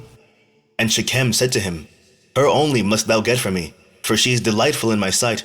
And Hamor did according to the word of his son, for he was greatly beloved by him. And Hamor went forth to Jacob to commune with him concerning this matter. And when he had gone from the house of his son Shechem, before he came to Jacob to speak unto him, behold, the sons of Jacob had come from the field, as soon as they heard the thing that Shechem the son of Hamor had done. And the men were very much grieved concerning their sister, and they all came home fired with anger before the time of gathering in their cattle. And they came and sat before their father, and they spoke unto him kindled with wrath, saying, Surely death is due to this man and to his household, because the Lord God of the whole earth commanded Noah and his children that man shall never rob nor commit adultery. Now behold, Shechem has both ravaged and committed fornication with our sister, and not one of all the people of the city spoke a word to him. Surely thou knowest and understandest that the judgment of death is due to Shechem and to his father, and to the whole city on account of the thing which he has done. And whilst they were speaking before their father in this matter, behold, Hamor the father of Shechem came to speak to Jacob the words of his son concerning Dinah, and he sat before Jacob and before his sons. And Hamor spoke unto them, saying, The soul of my son Shechem longeth for your daughter. I pray you, give her unto him for a wife, and intermarry with us. Give us your daughters, and we will give you our daughters, and you shall dwell with us in our land, and we will be as one people in the land. For our land is very extensive, so dwell ye, and trade therein, and get possessions in it, and do therein as you desire, and no one shall prevent you by saying a word to you. And Hamor ceased speaking unto Jacob and his sons. And behold, Shechem his son had come after him, and he sat before them. And Shechem spoke before Jacob and his sons, saying, May I find favor in your sight, that you will give me your daughter, and whatever you say unto me, that will I do for her. Ask me for abundance of dowry and gift, and I will give it. And whatever you shall say unto me, that will I do. And whoever he be that will rebel against your orders, he shall die.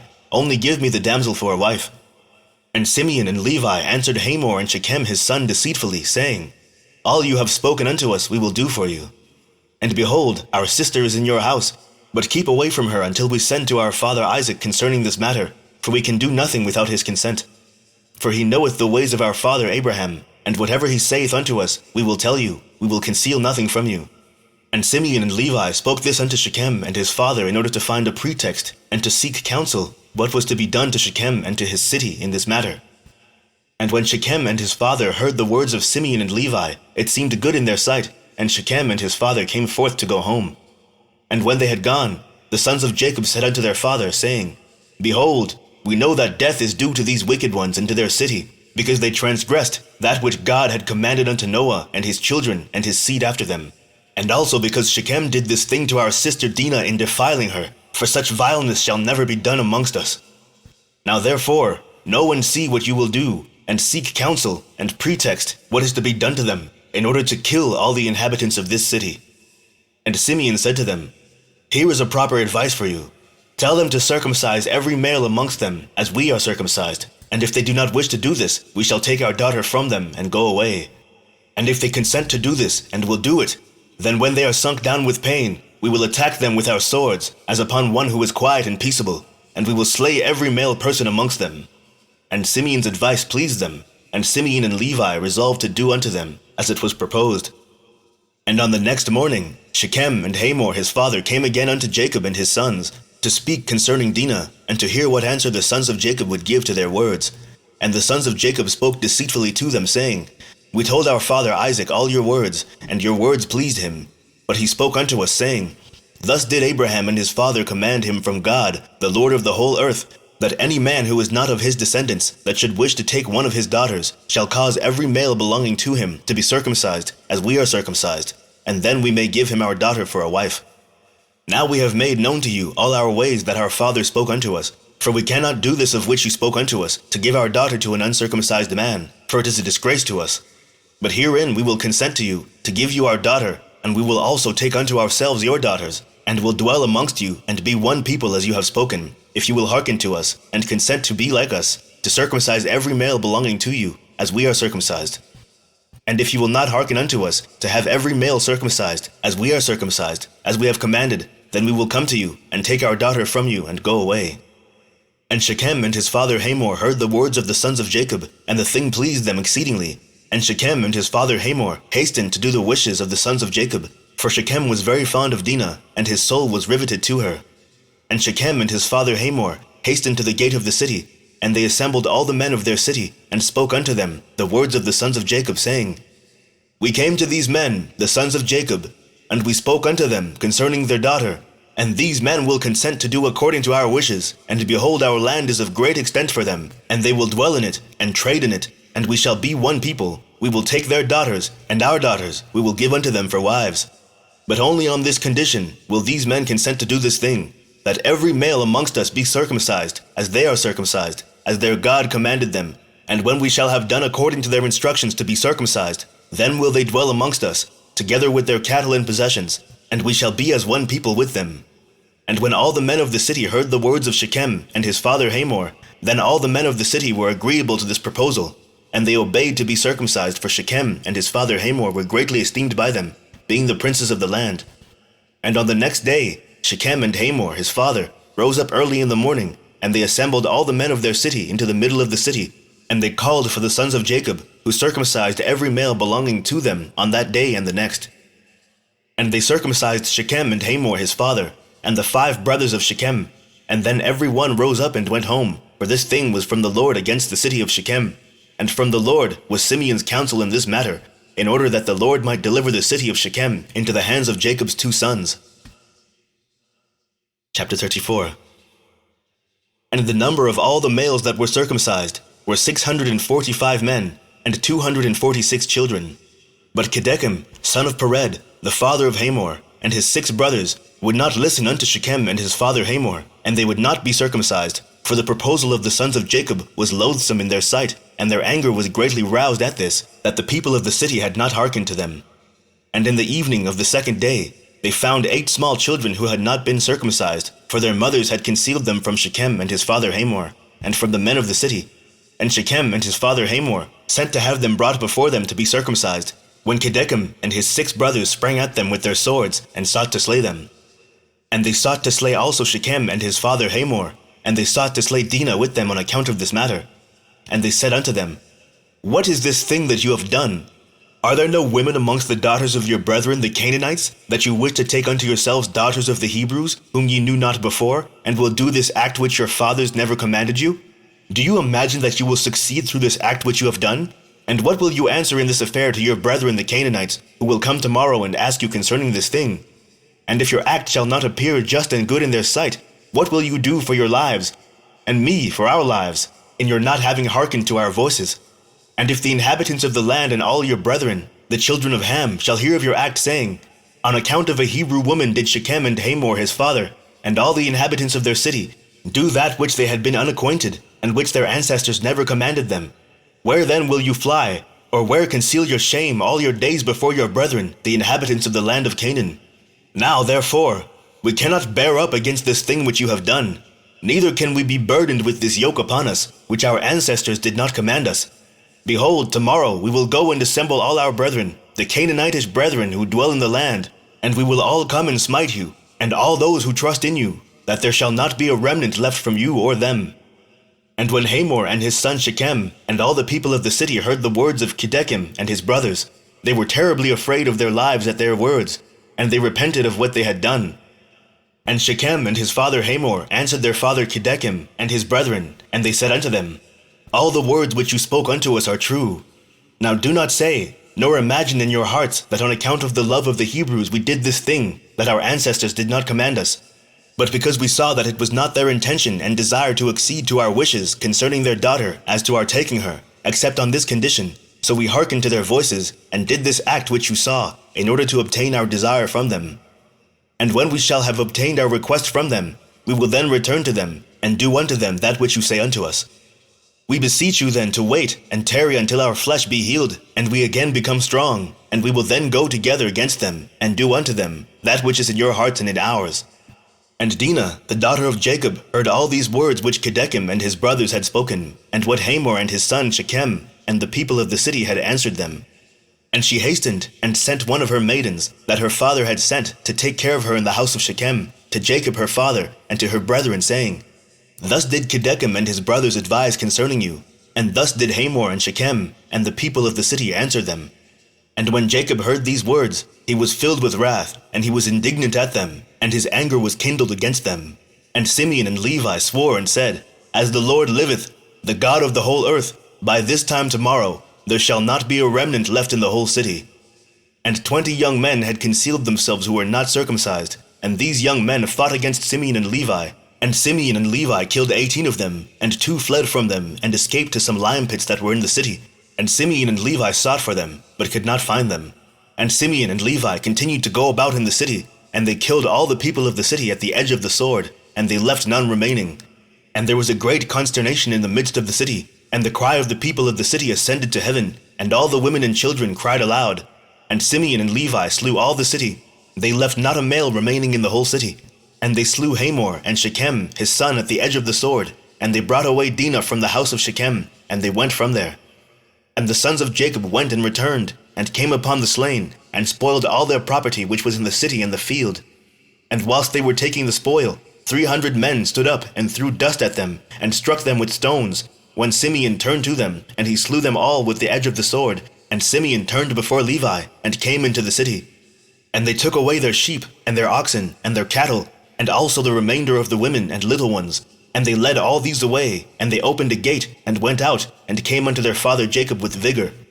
And when Jacob saw all that they had done to the city, and saw the spoil that they took from them, Jacob was very angry at them. And Jacob said unto them, What is this that you have done to me? Behold, I obtained rest among the Canaanitish inhabitants of the land, and none of them meddled with me. And now you have done to make me obnoxious to the inhabitants of the land, amongst the Canaanites and the Perizzites, and I am but of a small number, and they will all assemble against me, and slay me when they hear of your work with their brethren, and I and my household will be destroyed. And Simeon and Levi, and all their brothers with them, answered their father Jacob, and said unto him, Behold, we live in the land, and shall Shechem do this to our sister? Why art thou silent at all that Shechem has done? And shall he deal with our sister as with a harlot in the streets? And the number of women whom Simeon and Levi took captives from the city of Shechem, whom they did not slay, was 85, who had not known man. And amongst them was a young damsel of beautiful appearance and well favored, whose name was Bunah. And Simeon took her for a wife. And the number of the males which they took captives and did not slay was 47 men, and the rest they slew. And all the young men and women that Simeon and Levi had taken captives from the city of Shechem were servants to the sons of Jacob and to their children after them, until the day of the sons of Jacob going forth from the land of Egypt. And when Simeon and Levi had gone forth from the city, the 2 young men that were left, who had concealed themselves in the city, and did not die amongst the people of the city, rose up, and these young men went into the city, and walked about in it, and found the city desolate without man, and only women weeping. And these young men cried out and said, Behold, this is the evil which the sons of Jacob the Hebrew did to this city, in their having this day destroyed one of the Canaanitish cities, and were not afraid of their lives, of all the land of Canaan. And these men left the city, and went to the city of Tapnach.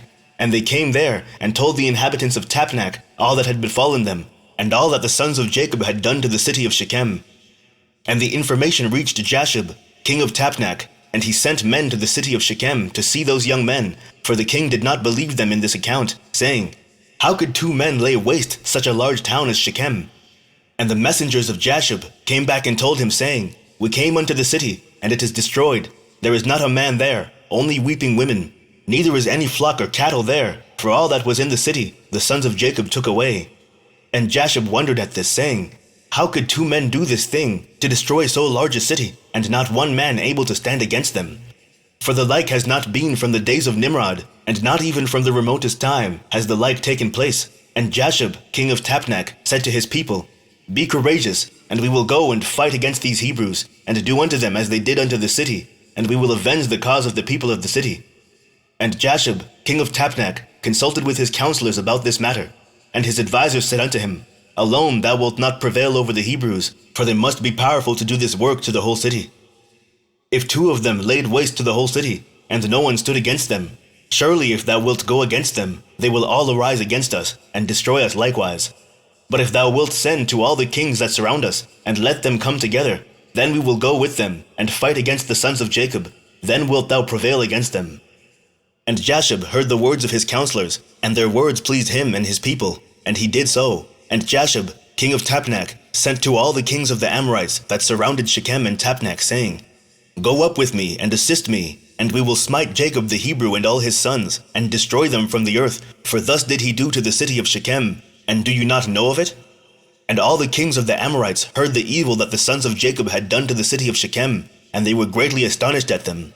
And the 7 kings of the Amorites assembled with all their armies, about 10,000 men with drawn swords, and they came to fight against the sons of Jacob. And Jacob heard that the kings of the Amorites had assembled to fight against his sons, and Jacob was greatly afraid, and it distressed him. And Jacob exclaimed against Simeon and Levi, saying, What is this act that you did? Why have you injured me, to bring against me all the children of Canaan to destroy me and my household? For I was at rest, even I and my household, and you have done this thing to me, and provoked the inhabitants of the land against me by your proceedings. And Judah answered his father, saying, Was it for naught my brothers Simeon and Levi killed all the inhabitants of Shechem? Surely it was because Shechem had humbled our sister, and transgressed the command of our God to Noah and his children. For Shechem took our sister away by force, and committed adultery with her.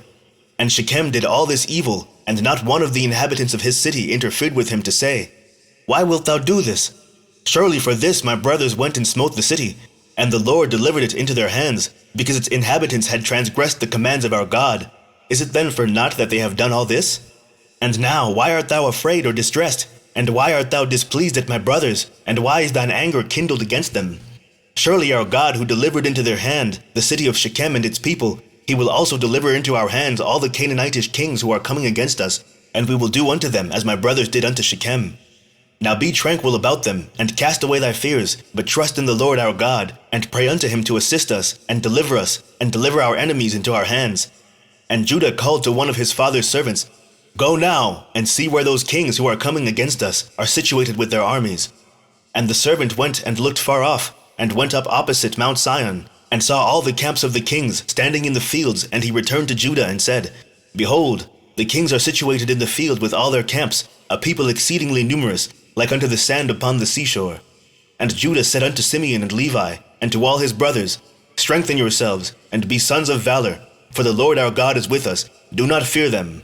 Stand forth each man, girt with his weapons of war, his bow and his sword, and we will go and fight against these uncircumcised men. The Lord is our God, he will save us. And they rose up, and each girt on his weapons of war, great and small, 11 sons of Jacob, and all the servants of Jacob with them. And all the servants of Isaac, who were with Isaac in Hebron, all came to them equipped in all sorts of war instruments. And the sons of Jacob and their servants, being 112 men, went towards these kings, and Jacob also went with them. And the sons of Jacob sent unto their father Isaac, the son of Abraham, to Hebron, the same is Kiriath Arba, saying, Pray, we beseech thee, for us, unto the Lord our God, to protect us from the hands of the Canaanites who are coming against us, and to deliver them into our hands. And Isaac, the son of Abraham, prayed unto the Lord for his sons, and he said, O Lord God, thou didst promise my father, saying, I will multiply thy seed as the stars of heaven. And thou didst also promise me, and establish thou thy word, now that the kings of Canaan are coming together to make war with my children, because they committed no violence. Now therefore, O Lord God, God of the whole earth, pervert, I pray thee, the counsel of these kings, that they may not fight against my sons, and impress the hearts of these kings and their people with the terror of my sons, and bring down their pride, and that they may turn away from my sons. And with thy strong hand and outstretched arm, deliver my sons and their servants from them. For power and might are in thy hands to do all this. And the sons of Jacob and their servants went toward these kings, and they trusted in the Lord their God. And whilst they were going, Jacob their father also prayed unto the Lord and said, O Lord God, powerful and exalted God, who has reigned from the days of old, from thence till now and forever. Thou art he who stirreth up wars, and causeth them to cease. In thy hand are power and might, to exalt and to bring down. O may my prayer be acceptable before thee, that thou mayest turn to me with thy mercies, to impress the hearts of these kings and their people with the terror of my sons, and terrify them in their camps, and with thy great kindness deliver all those that trust in thee. For it is thou who canst to bring people under us, and reduce nations under our power. Chapter 35. And all the kings of the Amorites came and took their stand in the field to consult with their counselors what was to be done with the sons of Jacob, for they were still afraid of them, saying, Behold, 2 of them slew the whole of the city of Shechem. And the Lord heard the prayers of Isaac and Jacob, and he filled the hearts of all these kings' advisers with great fear and terror, that they unanimously exclaimed, Are you silly this day? Or is there no understanding in you, that you will fight with the Hebrews? And why will you take a delight in your own destruction this day? Behold, 2 of them came to the city of Shechem without fear or terror, and they killed all the inhabitants of the city, that no man stood up against them. And how will you be able to fight with them all?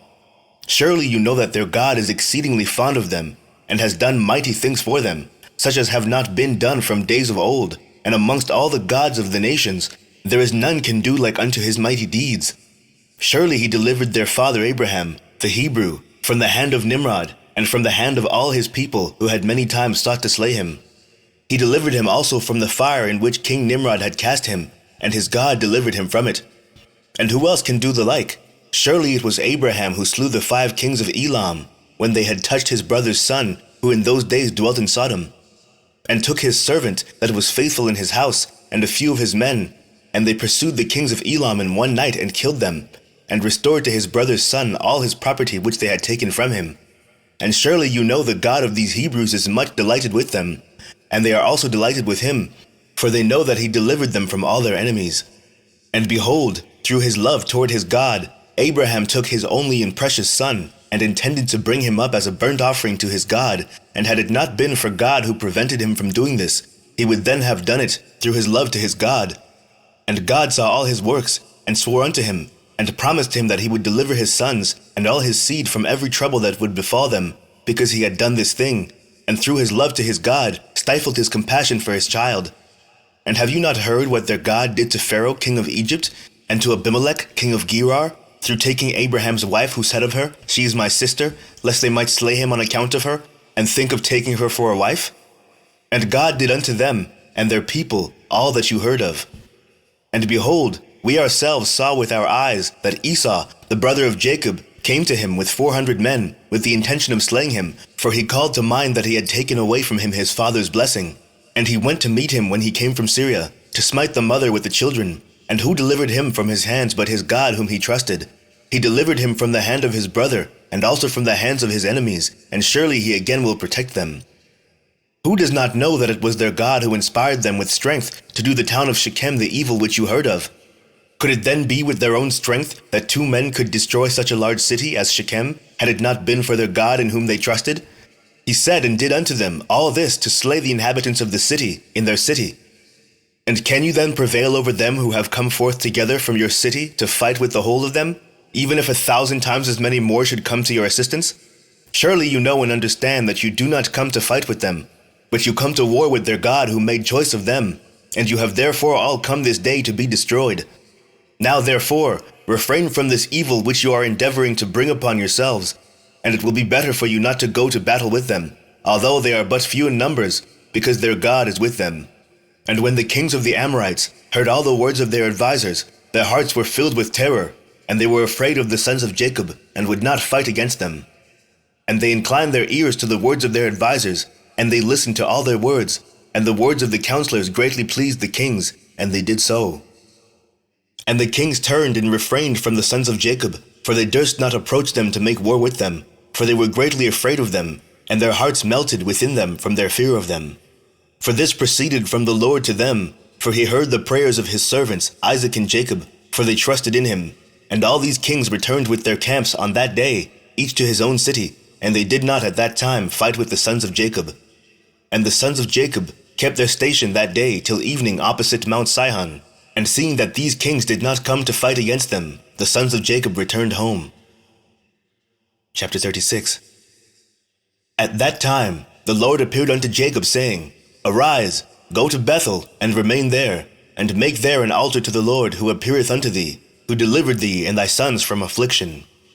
And Jacob rose up with his sons, and all belonging to him, and they went and came to Bethel according to the word of the Lord. And Jacob was 99 years old when he went up to Bethel. And Jacob and his sons and all the people that were with him remained in Bethel, in Luz. And he there built an altar to the Lord, who appeared unto him. And Jacob and his sons remained in Bethel 6 months.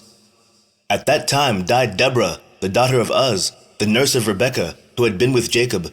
And Jacob buried her beneath Bethel, under an oak that was there.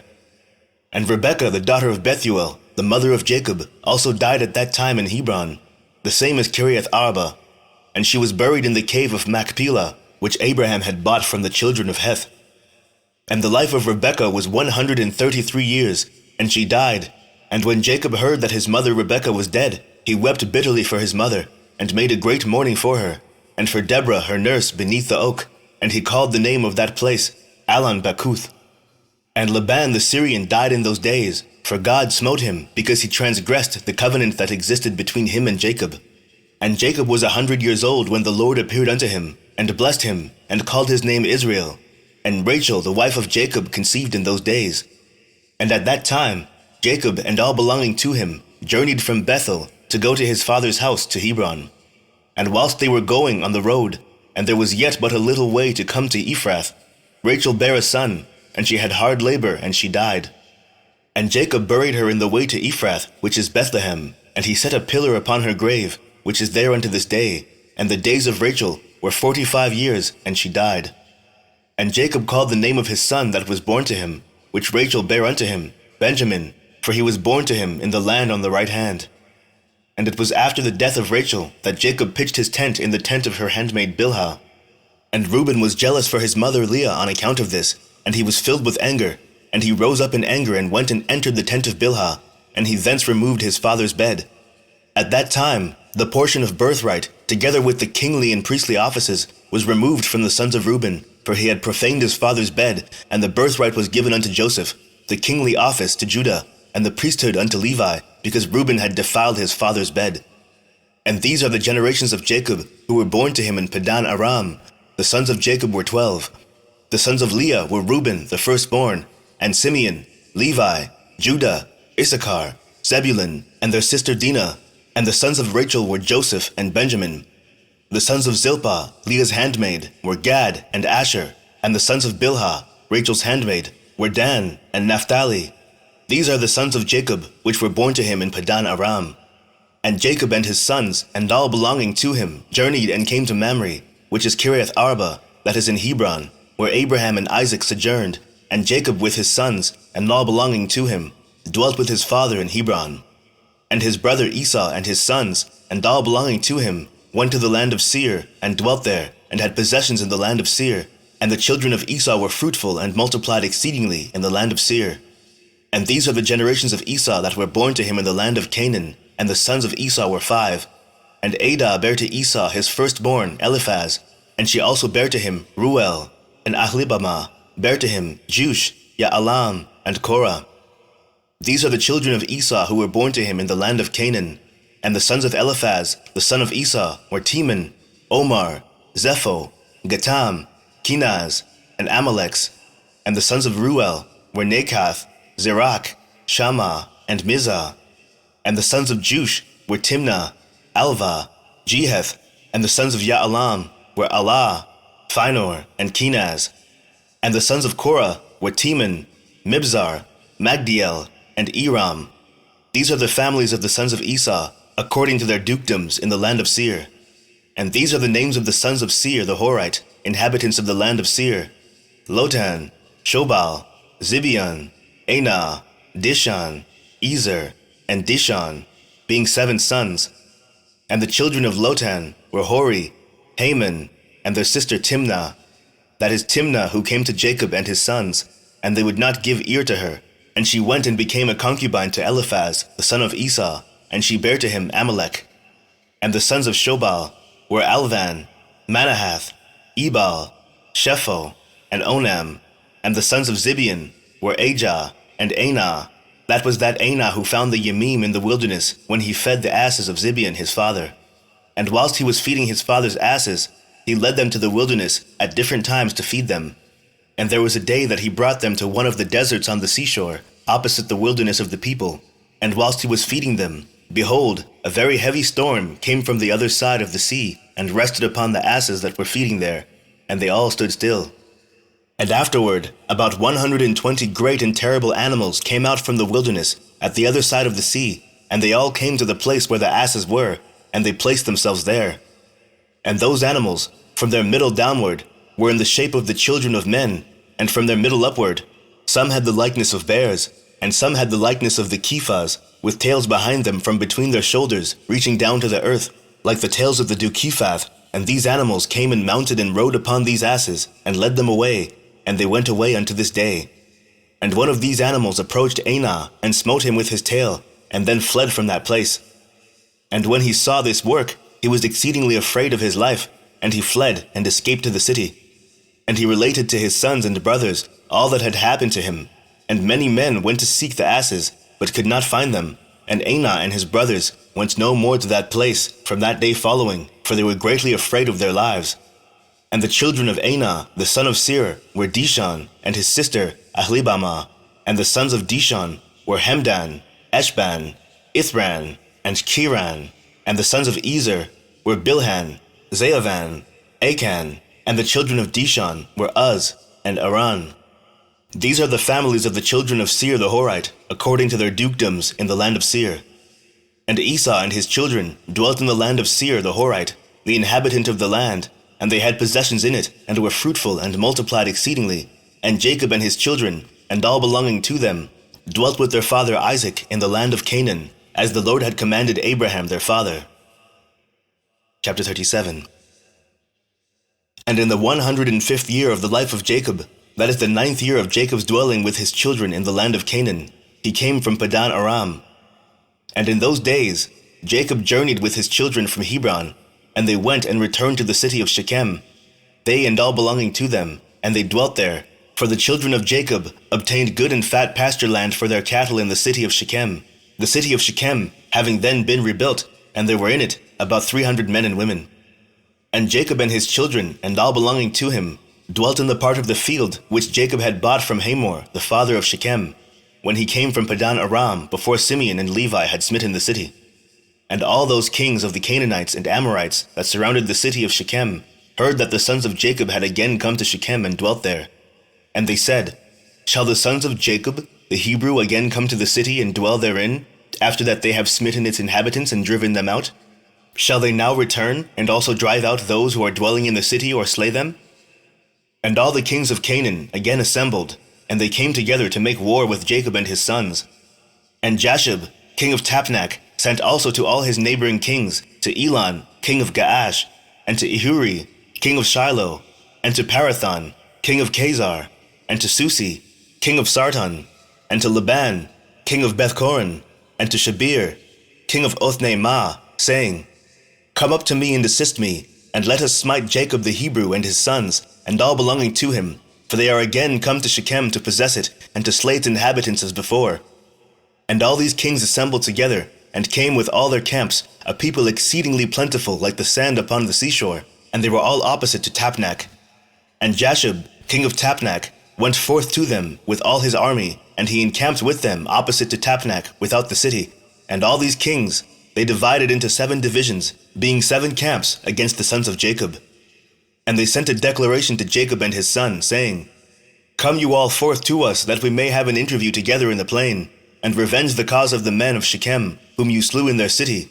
And you will now again return to the city of Shechem, and dwell therein, and slay its inhabitants as before. And the sons of Jacob heard this, and their anger was kindled exceedingly at the words of the kings of Canaan. And 10 of the sons of Jacob hastened and rose up, and each of them girt on his weapons of war, and there were 102 of their servants with them, equipped in battle array. And all these men, the sons of Jacob, with their servants, went toward these kings, and Jacob their father was with them, and they all stood upon the heap of Shechem. And Jacob prayed to the Lord for his sons, and he spread forth his hands to the Lord, and he said, O God, thou art an almighty God, thou art our Father, thou didst form us, and we are the works of thine hands. I pray thee, deliver my sons through thy mercy from the hand of their enemies, who are this day coming to fight with them, and save them from their hand. For in thy hand is power and might, to save the few from the many. And give unto my sons thy servants strength of heart, and might to fight with their enemies, to subdue them, and make their enemies fall before them. And let not my sons and their servants die through the hands of the children of Canaan. But if it seemeth good in thine eyes to take away the lives of my sons and their servants, take them in thy great mercy through the hands of thy ministers, that they may not perish this day by the hands of the kings of the Amorites. And when Jacob ceased praying to the Lord, the earth shook from its place, and the sun darkened, and all these kings were terrified, and a great consternation seized them. And the Lord hearkened to the prayer of Jacob, and the Lord impressed the hearts of all the kings and their hosts with the terror and awe of the sons of Jacob. For the Lord caused them to hear the voice of chariots, and the voice of mighty horses from the sons of Jacob, and the voice of a great many army accompanying them.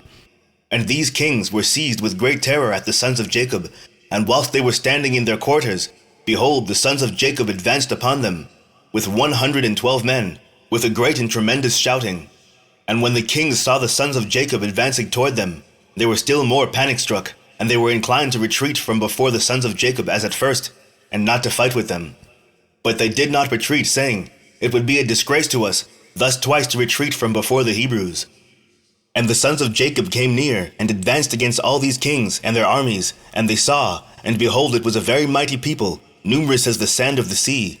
And the sons of Jacob called unto the Lord and said, Help us, O Lord, help us, and answer us, for we trust in thee, and let us not die by the hands of these uncircumcised men, who this day have come against us. And the sons of Jacob girt on their weapons of war, and they took in their hands each man his shield and his javelin, and they approached to battle. And Judah, the son of Jacob, ran first before his brethren, and 10 of his servants with him, and he went toward these kings. And Jasher, king of Tapnach, also came forth first with his army before Judah, and Judah saw Jasher and his army coming toward him. And Judah's wrath was kindled, and his anger burned within him, and he approached to battle in which Judah ventured his life. And Jasher and all his army were advancing toward Judah, and he was riding upon a very strong and powerful horse. And Jasher was a very valiant man, and covered with iron and brass from head to foot. And whilst he was upon the horse, he shot arrows with both hands from before and behind, as was his manner in all his battles, and he never missed the place to which he aimed his arrows. And when Jasher came to fight with Judah, and was darting many arrows against Judah, the Lord bound the hand of Jasher, and all the arrows that he shot rebounded upon his own men. And notwithstanding this, Jasher kept advancing toward Judah to challenge him with the arrows, but the distance between them was about 30 cubits, and when Judah saw Jasher darting forth his arrows against him, he ran to him with his wrath-excited might. And Judah took up a large stone from the ground, and its weight was 60 shekels. And Judah ran toward Jasher, and with the stone struck him on his shield, that Jasher was stunned with the blow, and fell off from his horse to the ground. And the shield burst asunder out of the hand of Jasher, and through the force of the blow sprang to the distance of about 15 cubits, and the shield fell before the second camp.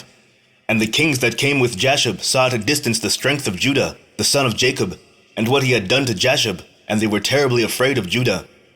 And they assembled near Jasher's camp, seeing his confusion. And Judah drew his sword, and smote 42 men of the camp of Jasher, and the whole of Jasher's camp fled before Judah, and no man stood against him.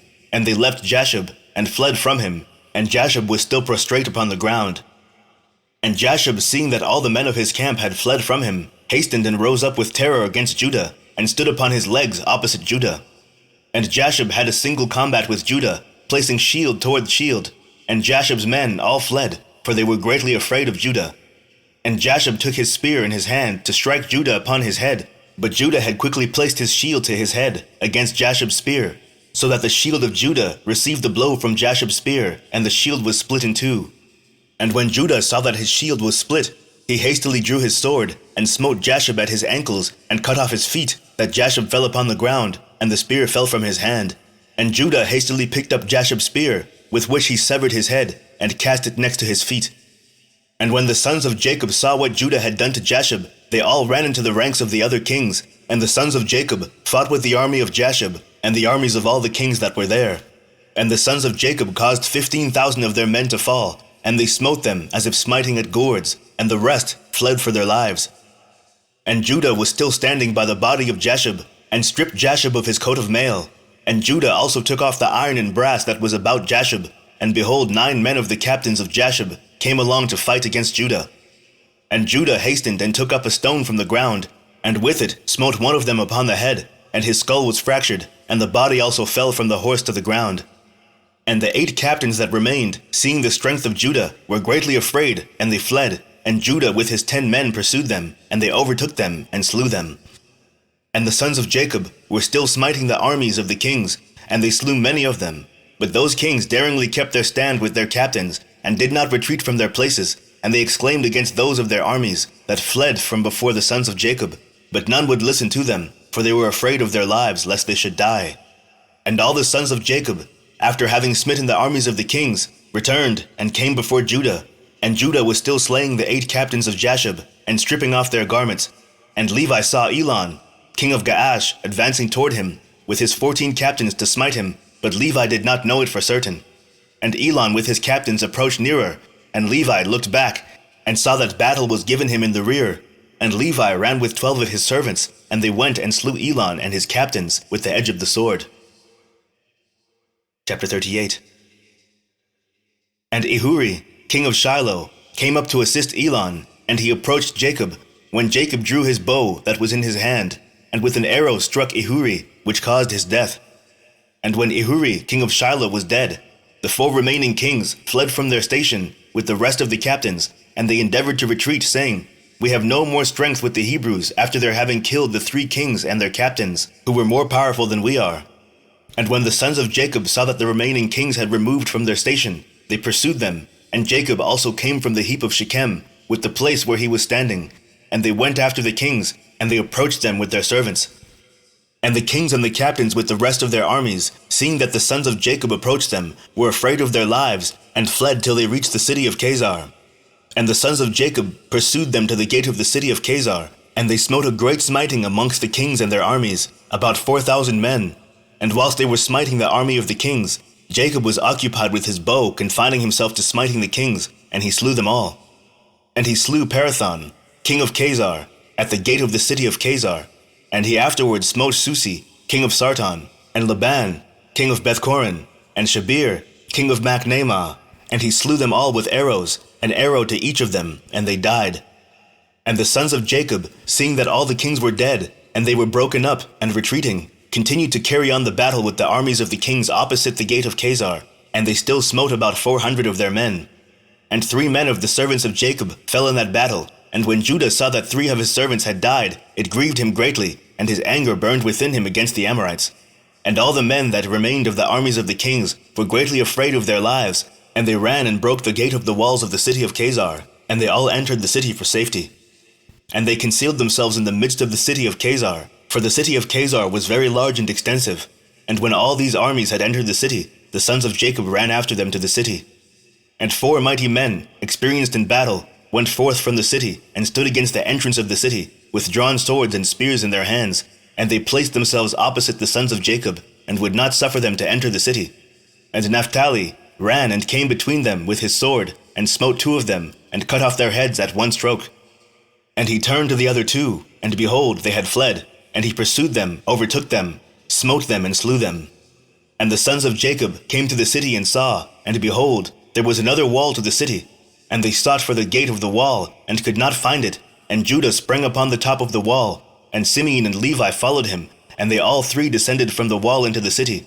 And Simeon and Levi slew all the men who ran for safety into the city, and also all the inhabitants of the city with their wives and little ones, they slew with the edge of the sword, and the cries of the city ascended up to heaven. And Dan and Naphtali sprang upon the wall to see what caused the noise of lamentation, for the sons of Jacob felt anxious about their brothers. And they heard the inhabitants of the city speaking with weeping and supplications, saying, "Take all that we possess in the city, and go away, only do not put us to death." And when Judah, Simeon, and Levi had ceased smiting the inhabitants of the city, they ascended the wall, and called to Dan and Naphtali, who were upon the wall, and to the rest of their brothers. And Simeon and Levi informed them of the entrance into the city, and all the sons of Jacob came to fetch the spoil. And the sons of Jacob took the spoil of the city of Chazar, the flocks and herds, and the property, and they took all that could be captured, and went away that day from the city. And on the next day the sons of Jacob went to Sarton, for they heard that the men of Sarton, who had remained in the city, were assembling to fight with them for having slain their king. And Sarton was a very high and fortified city, and it had a deep rampart surrounding the city. And the pillar of the rampart was about 50 cubits, and its breadth 40 cubits, and there was no place for a man to enter the city on account of the rampart. And the sons of Jacob saw the rampart of the city, and they sought an entrance in it, but could not find it. For the entrance to the city was at the rear, and every man that wished to come into the city came by that road, and went around the whole city, and he afterwards entered the city. And the sons of Jacob, seeing that they could not find the way into the city, their anger was kindled greatly, and the inhabitants of the city, seeing that the sons of Jacob were coming to them, were greatly afraid of them, for they had heard of their strength and what they had done to Chazar. And the inhabitants of the city of Sarton could not go out toward the sons of Jacob, after having assembled in the city to fight against them, lest they might thereby get into the city. But when they saw that they were coming toward them, they were greatly afraid of them, for they had heard of their strength and what they had done to Chazar. So the inhabitants of Sarton speedily took away the bridge of the road of the city from its place before the sons of Jacob came, and they brought it into the city. And the sons of Jacob came and sought the way into the city, and could not find it. And the inhabitants of the city went up to the top of the wall, and saw, and behold, the sons of Jacob were seeking an entrance into the city. And the inhabitants of the city reproached the sons of Jacob from the top of the wall, and they cursed them. And the sons of Jacob heard their reproaches, and they were greatly incensed, and their anger burned within them. And the sons of Jacob were provoked at them, and they all rose and sprang over the rampart with the force of their strength, and through their might passed the 40 cubits breadth of the rampart. And when they had passed the rampart, they stood under the wall of the city, and they found all the gates of the city enclosed with iron doors. And the sons of Jacob came near to break open the doors of the gates of the city, and the inhabitants did not let them, for from the top of the wall they were casting stones and arrows upon them. And the number of the people that were upon the wall was about 400 men. And when the sons of Jacob saw that the men of the city would not let them open the gates of the city, they sprang and ascended the top of the wall, and Judah went up first to the east part of the city. And Gad and Asher went up after him to the west corner of the city, and Simeon and Levi to the north, and Dan and Reuben to the south. And the men who were on the top of the wall, the inhabitants of the city, seeing that the sons of Jacob were coming up to them, they all fled from the wall, descended into the city, and concealed themselves in the midst of the city. And Issachar and Naphtali, that remained under the wall, approached and broke the gates of the city, and kindled a fire at the gates of the city, that the iron melted, and all the sons of Jacob came into the city, they and all their men, and they fought with the inhabitants of the city of Sarton, and smote them with the edge of the sword, and no man stood up before them. And about 200 men fled from the city, and they all went and hid themselves in a certain tower in the city. And Judah pursued them to the tower, and he broke down the tower, which fell upon the men, and they all died. And the sons of Jacob went up the road of the roof of that tower, and they saw, and behold, there was another strong and high tower at a distance in the city, and the top of it reached to heaven. And the sons of Jacob hastened and descended, and went with all their men to that tower, and found it filled with about 300 men, women and little ones. And the sons of Jacob smote a great smiting amongst those men in the tower, and they ran away and fled from them. And Simeon and Levi pursued them, when 12 mighty and valiant men came out to them from the place where they had concealed themselves. And those 12 men maintained a strong battle against Simeon and Levi, and Simeon and Levi could not prevail over them. And those valiant men broke the shields of Simeon and Levi, and one of them struck at Levi's head with his sword, when Levi hastily placed his hand to his head, for he was afraid of the sword, and the sword struck Levi's hand, and it wanted but little to the hand of Levi being cut off. And Levi seized the sword of the valiant man in his hand, and he took it forcibly from the man, and with it he struck at the head of the powerful man, and he severed his head. And 11 men approached to fight with Levi, for they saw that one of them was killed, and the sons of Jacob fought, but the sons of Jacob could not prevail over them, for those men were very powerful. And the sons of Jacob, seeing that they could not prevail over them, Simeon gave a loud and tremendous shriek, and the 11 powerful men were stunned at the voice of Simeon's shrieking. And Judah at a distance knew the voice of Simeon's shouting, and Naphtali and Judah ran with their shields to Simeon and Levi, and found them fighting with those powerful men, unable to prevail over them, as their shields were broken.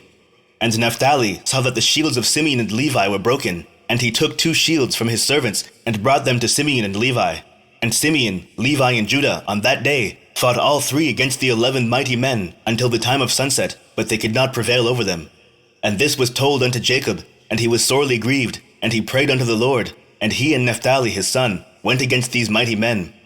And Jacob approached and drew his bow, and came nigh unto the mighty men, and slew 3 of their men with the bow, and the remaining 8 turned back, and behold, the war waged against them in the front and rear, and they were greatly afraid of their lives, and could not stand before the sons of Jacob, and they fled from before them. And in their flight they met Dan and Asher coming toward them, and they suddenly fell upon them, and fought with them, and slew 2 of them, and Judah and his brothers pursued them, and smote the remainder of them, and slew them. And all the sons of Jacob returned and walked about the city, searching if they could find any men, and they found about 20 young men in a cave in the city, and Gad and Asher smote them all, and Dan and Naphtali lighted upon the rest of the men who had fled and escaped from the second tower, and they smote them all. And the sons of Jacob smote all the inhabitants of the city of Sarton, but the women and little ones they left in the city, and did not slay them. And all the inhabitants of the city of Sarton were powerful men.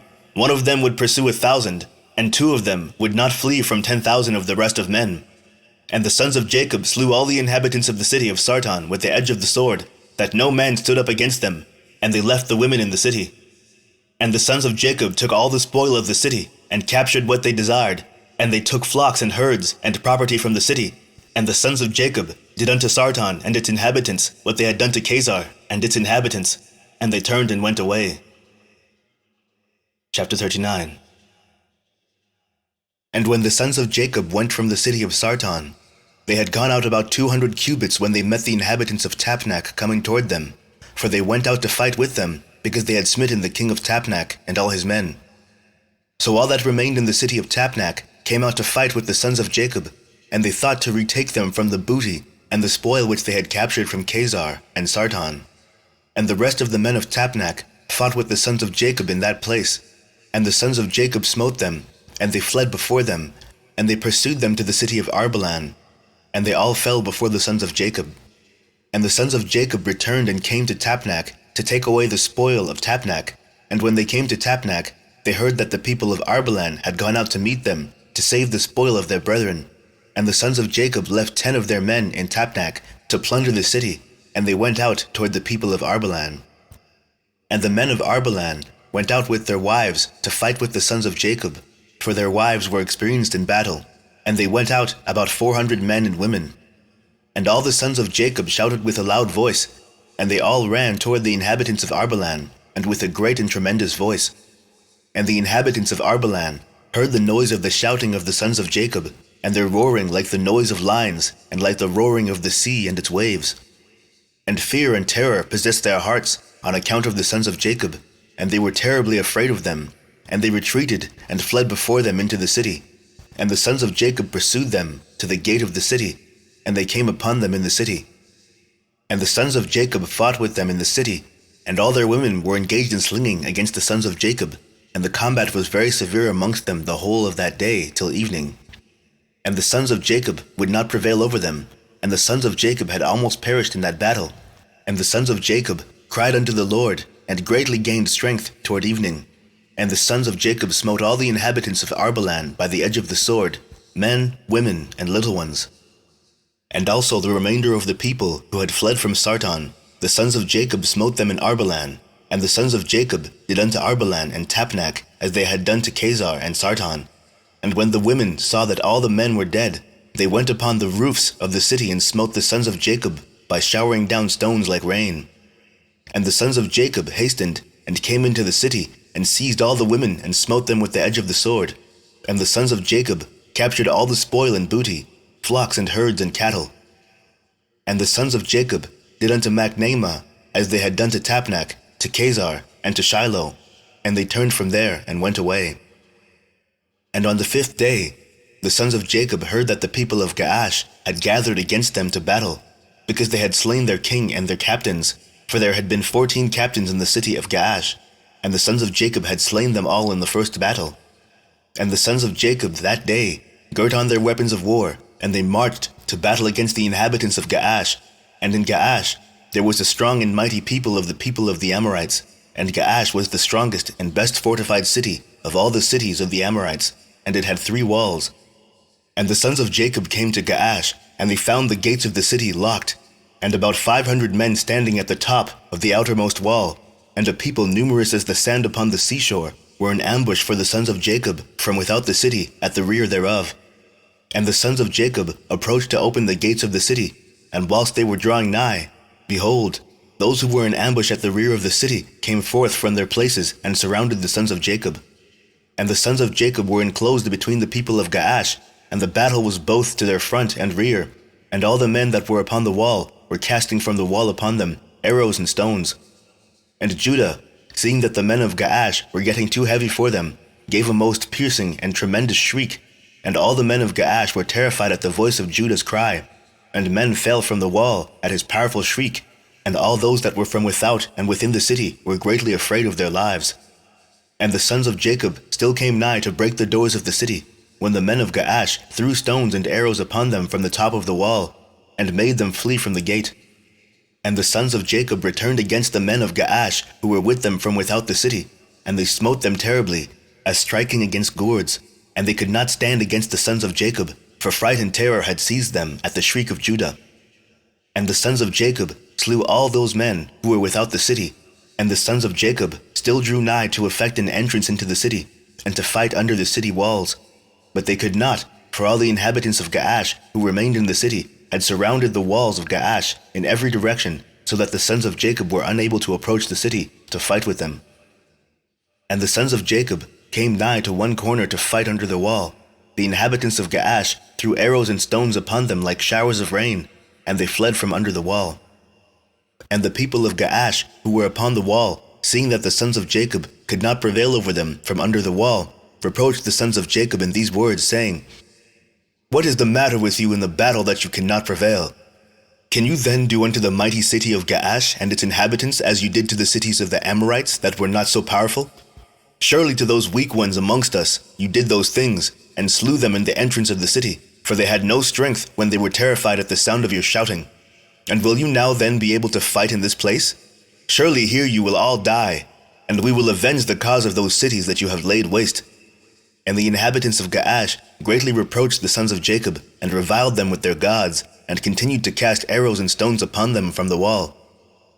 And Judah and his brothers heard the words of the inhabitants of Gaash, and their anger was greatly roused, and Judah was jealous of his God in this matter, and he called out and said, "O Lord, help! Send help to us and our brothers." And he ran at a distance with all his might, with his drawn sword in his hand, and he sprang from the earth, and by dint of his strength mounted the wall, and his sword fell from his hand. And Judah shouted upon the wall, and all the men that were upon the wall were terrified, and some of them fell from the wall into the city and died. And those who were yet upon the wall, when they saw Judah's strength, they were greatly afraid and fled for their lives into the city for safety. And some were emboldened to fight with Judah upon the wall, and they came nigh to slay him when they saw that there was no sword in Judah's hand, and they thought of casting him from the wall to his brothers. And 20 men of the city came up to assist them, and they surrounded Judah, and they all shouted over him, and approached him with drawn swords, and they terrified Judah, and Judah cried out to his brothers from the wall. And Jacob and his sons drew the bow from under the wall, and smote 3 of the men that were upon the top of the wall, and Judah continued to cry, and he exclaimed, "O Lord, help us! O Lord, deliver us!" And he cried out with a loud voice upon the wall, and the cry was heard at a great distance. And after this cry, he again repeated to shout, and all the men who surrounded Judah on the top of the wall were terrified, and they each threw his sword from his hand at the sound of Judah's shouting and his tremor, and fled. And Judah took the swords which had fallen from their hands, and Judah fought with them, and slew 20 of their men upon the wall. And about 80 men and women still ascended the wall from the city, and they all surrounded Judah, and the Lord impressed the fear of Judah in their hearts, that they were unable to approach him. And Jacob and all who were with him drew the bow from under the wall, and they slew 10 men upon the wall, and they fell below the wall, before Jacob and his sons. And the people upon the wall, seeing that 20 of their men had fallen, they still ran toward Judah with drawn swords, but they could not approach him, for they were greatly terrified at Judah's strength. And the sons of Jacob walked about Gaash, and took all the spoil of the city, even the little ones and women they did not suffer to live, And the sons of Jacob did unto Gaash as they had done to Sartan and Shiloh. Chapter 40. And the sons of Jacob led away all the spoil of Gaash and went out of the city by night. They were going out, marching toward the castle of Beth-Corin, and the inhabitants of Beth-Corin were going to the castle to meet them. And on that night the sons of Jacob fought with the inhabitants of Beth-Corin in the castle of Beth-Corin. And all the inhabitants of Beth-Corin were mighty men. One of them would not flee from before 1,000 men. And they fought on that night upon the castle, and their shouts were heard on that night from afar, and the earth quaked at their shouting. And all the sons of Jacob were afraid of those men, as they were not accustomed to fight in the dark, and they were greatly confounded. And the sons of Jacob cried unto the Lord, saying, Give help to us, O Lord. Deliver us, that we may not die by the hands of these uncircumcised men. And the Lord hearkened to the voice of the sons of Jacob, and the Lord caused great terror and confusion to seize the people of Beth-Corin. And they fought amongst themselves, the one with the other, in the darkness of night, and smote each other in great numbers. And the sons of Jacob, knowing that the Lord had brought a spirit of perverseness amongst them, and that they fought each man with his neighbor, went forth from among the bands of the people of Beth-Corin, and went as far as the descent of the castle of Beth-Corin, and farther, and they tarried there securely with their young men on that night. And the people of Beth-Corin fought the whole night, one man with his brother, and the other with his neighbor, and they cried out in every direction upon the castle, and their cry was heard at a distance, and the whole earth shook at their voice, for they were powerful above all the people of the earth. And all the inhabitants of the cities of the Canaanites, the Hittites, the Amorites, the Hivites, and all the kings of Canaan, and also those who were on the other side of the Jordan, heard the noise of the shouting on that night. And they said, Surely these are the battles of the Hebrews who are fighting against the 7 cities, who came nigh unto them. And who can stand against those Hebrews? And all the inhabitants of the cities of the Canaanites, and all those who were on the other side of the Jordan, were greatly afraid of the sons of Jacob, for they said, Behold, the same will be done to us, as was done to those cities, for who can stand against their mighty strength? And the cries of the Korinites were very great on that night, and continued to increase, and they smote each other till morning, and numbers of them were killed. And the morning appeared, and all the sons of Jacob rose up at daybreak, and went up to the castle, and they smote those who remained of the Korinites in a terrible manner, and they were all killed in the castle. And the 6th day appeared, and all the inhabitants of Canaan saw at a distance all the people of Beth-Corin lying dead in the castle of Beth-Corin, and strewed about as the carcasses of lambs and goats. And the sons of Jacob led all the spoil which they had captured from Gaash, and went to Beth-Corin, and they found the city full of people like the sand of the sea, and they fought with them, and the sons of Jacob smote them there till evening time. And the sons of Jacob did unto Beth-Corin as they had done to Gaash and Tapnach, and as they had done to Chazar, to Sartan, and to Shiloh. And the sons of Jacob took with them the spoil of Beth-Corin, and all the spoil of the cities, and on that day they went home to Shechem.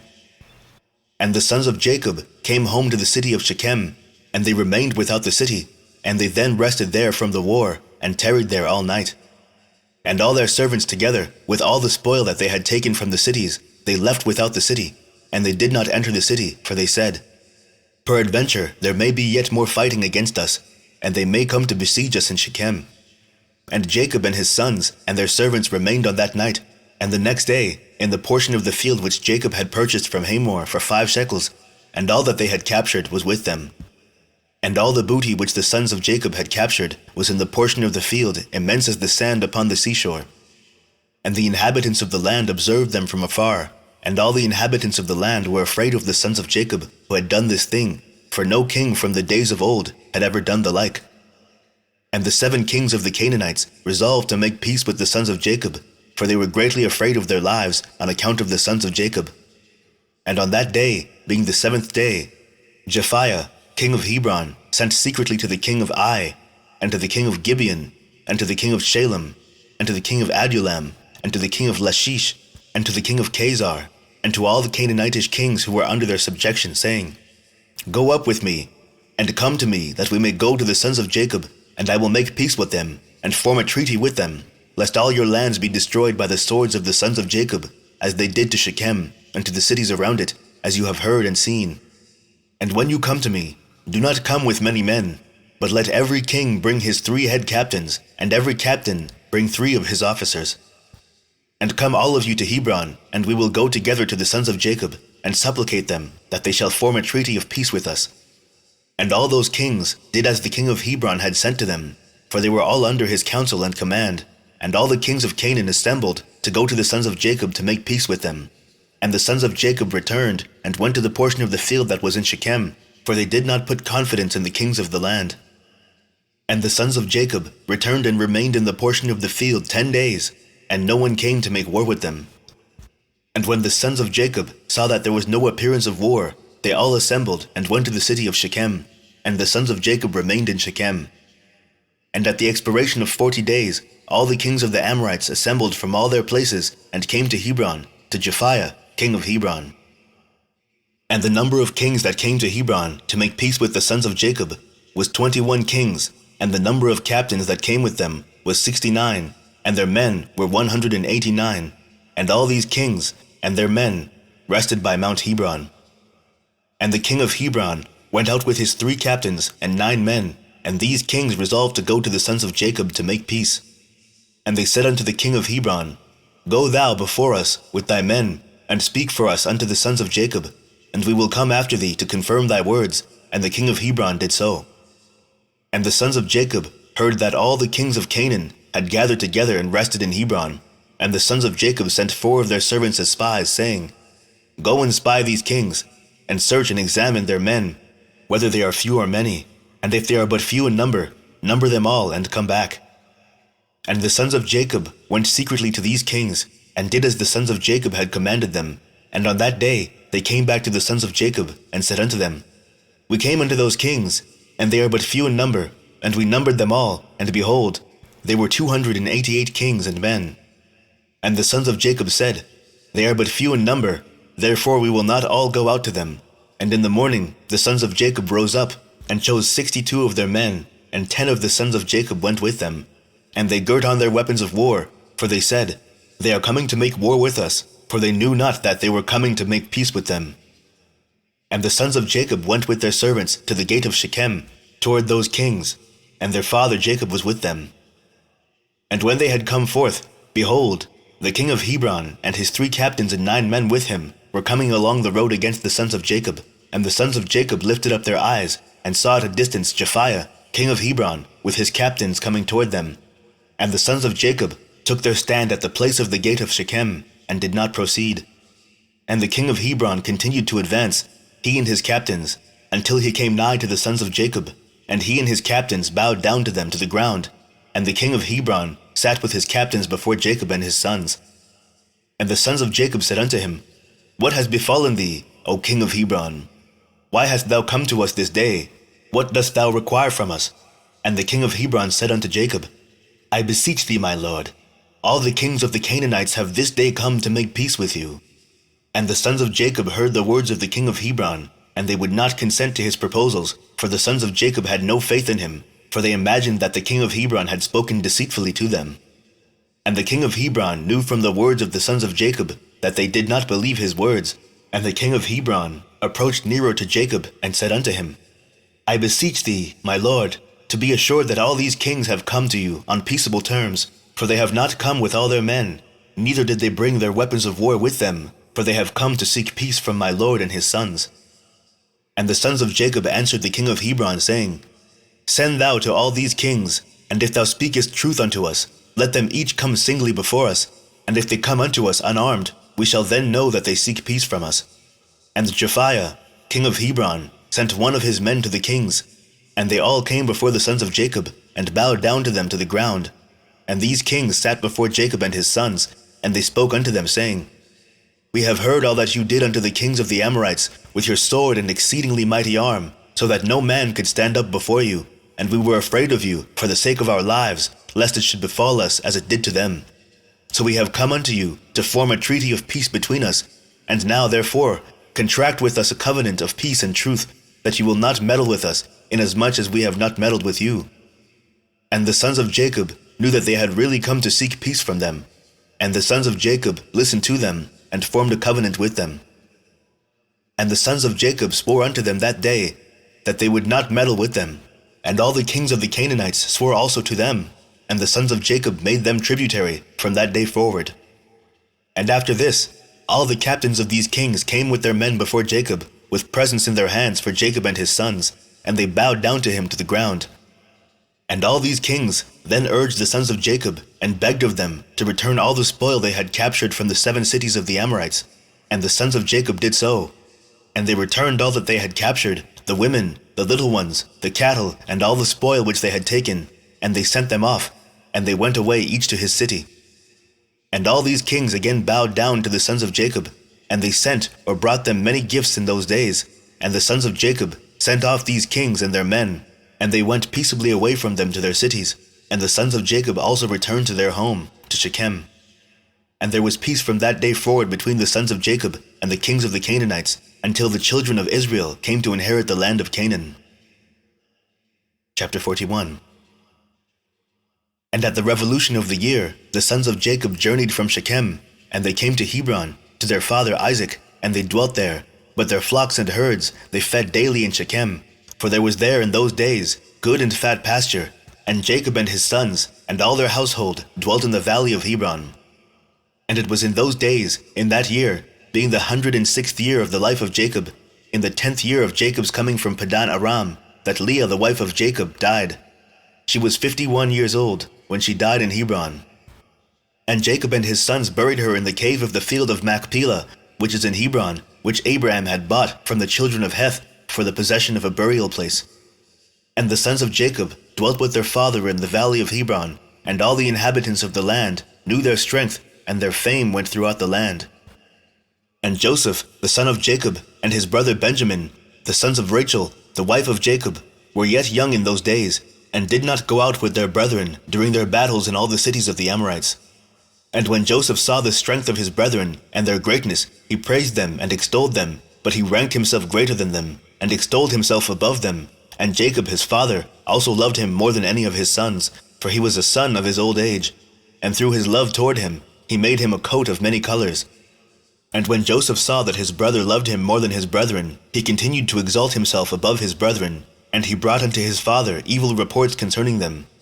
And the sons of Jacob, seeing the whole of Joseph's conduct toward them, and that their father loved him more than any of them, they hated him, and could not speak peaceably to him all the days. And Joseph was 17 years old, and he was still magnifying himself above his brethren, and thought of raising himself above them. At that time he dreamed a dream, and he came unto his brothers, and told them his dream. And he said unto them, I dreamed a dream, and behold, we were all binding sheaves in the field, and my sheaf rose, and it placed itself upon the ground, and your sheaves surrounded it, and bowed down to it. And his brethren answered him, and said unto him, What meaneth this dream that thou didst dream? Dost thou imagine in thy heart to reign or rule over us? And he still came, and told the thing to his father Jacob. And Jacob kissed Joseph when he heard these words from his mouth, and Jacob blessed Joseph. And when the sons of Jacob saw that their father had blessed Joseph, and had kissed him, and that he loved him exceedingly, they became jealous of him, and hated him the more. And after this, Joseph dreamed another dream, and related the dream to his father in the presence of his brethren. And Joseph said unto his father and brethren, Behold, I have again dreamed a dream, and behold, the sun and the moon, and the 11 stars bowed down to me. And his father heard the words of Joseph and his dream, and seeing that his brethren hated Joseph on account of this matter, Jacob therefore rebuked Joseph before his brethren on account of this thing, saying, What meaneth this dream which thou hast dreamed, and this magnifying thyself before thy brethren, who are older than thou art? Dost thou imagine in thy heart that I and thy mother and thy 11 brethren will come and bow down to thee, that thou speakest these things? And his brethren were jealous of him on account of his words and dreams, and they continued to hate him. And Jacob reserved the dreams in his heart. And the sons of Jacob went one day to feed their father's flock in Shechem, for they were still herdsmen in those days. And whilst the sons of Jacob were that day feeding in Shechem, they delayed, and the time of gathering in the cattle was past, and they had not arrived. And Jacob saw that his sons were delayed in Shechem, and Jacob said within himself, Peradventure the people of Shechem have risen up to fight against them, therefore they have delayed coming this day. And Jacob called Joseph his son, and commanded him, saying, Behold, thy brethren are feeding in Shechem this day, and behold, they have not yet come back.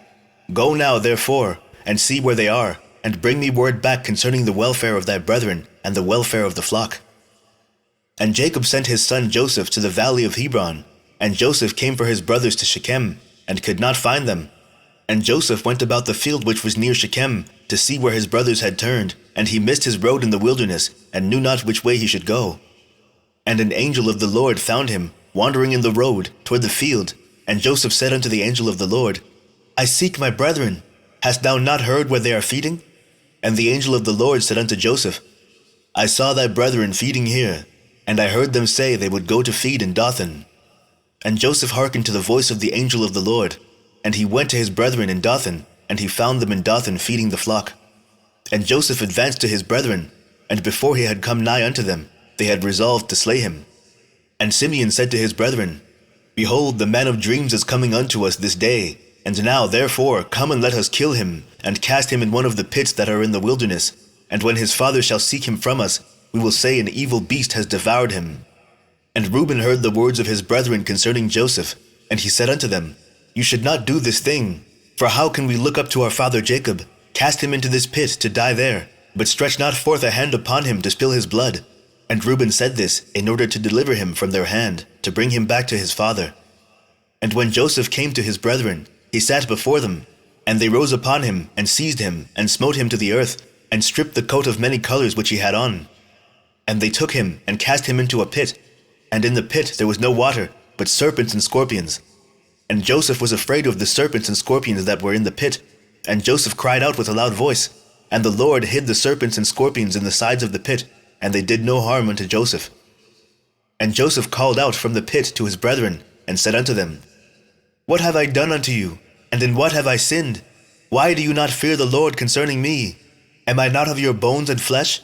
And is not Jacob your father, my father? Why do you do this thing unto me this day? And how will you be able to look up to our father Jacob? And he continued to cry out, and call unto his brethren from the pit. And he said, O Judah, Simeon, and Levi my brethren, lift me up from the place of darkness in which you have placed me, and come this day to have compassion on me, ye children of the Lord, and sons of Jacob my father. And if I have sinned unto you, are you not the sons of Abraham, Isaac, and Jacob? If they saw an orphan, they had compassion over him, or one that was hungry, they gave him bread to eat, or one that was thirsty, they gave him water to drink, or one that was naked, they covered him with garments. And how then will you withhold your pity from your brother? For I am of your flesh and bones, and if I have sinned unto you, surely you will do this on account of my father. And Joseph spoke these words from the pit, and his brethren could not listen to him, nor incline their ears to the words of Joseph. And Joseph was crying and weeping in the pit. And Joseph said, Oh, that my father knew this day the act which my brothers have done unto me, and the words which they have this day spoken unto me. And all his brethren heard his cries and weeping in the pit, and his brethren went and removed themselves from the pit, so that they might not hear the cries of Joseph and his weeping in the pit.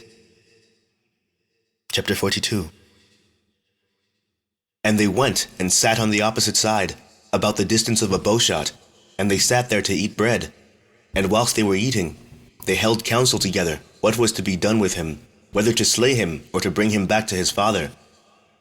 They were holding the counsel when they lifted up their eyes and saw, and behold, there was a company of Ishmaelites coming at a distance by the road of Gilead, going down to Egypt.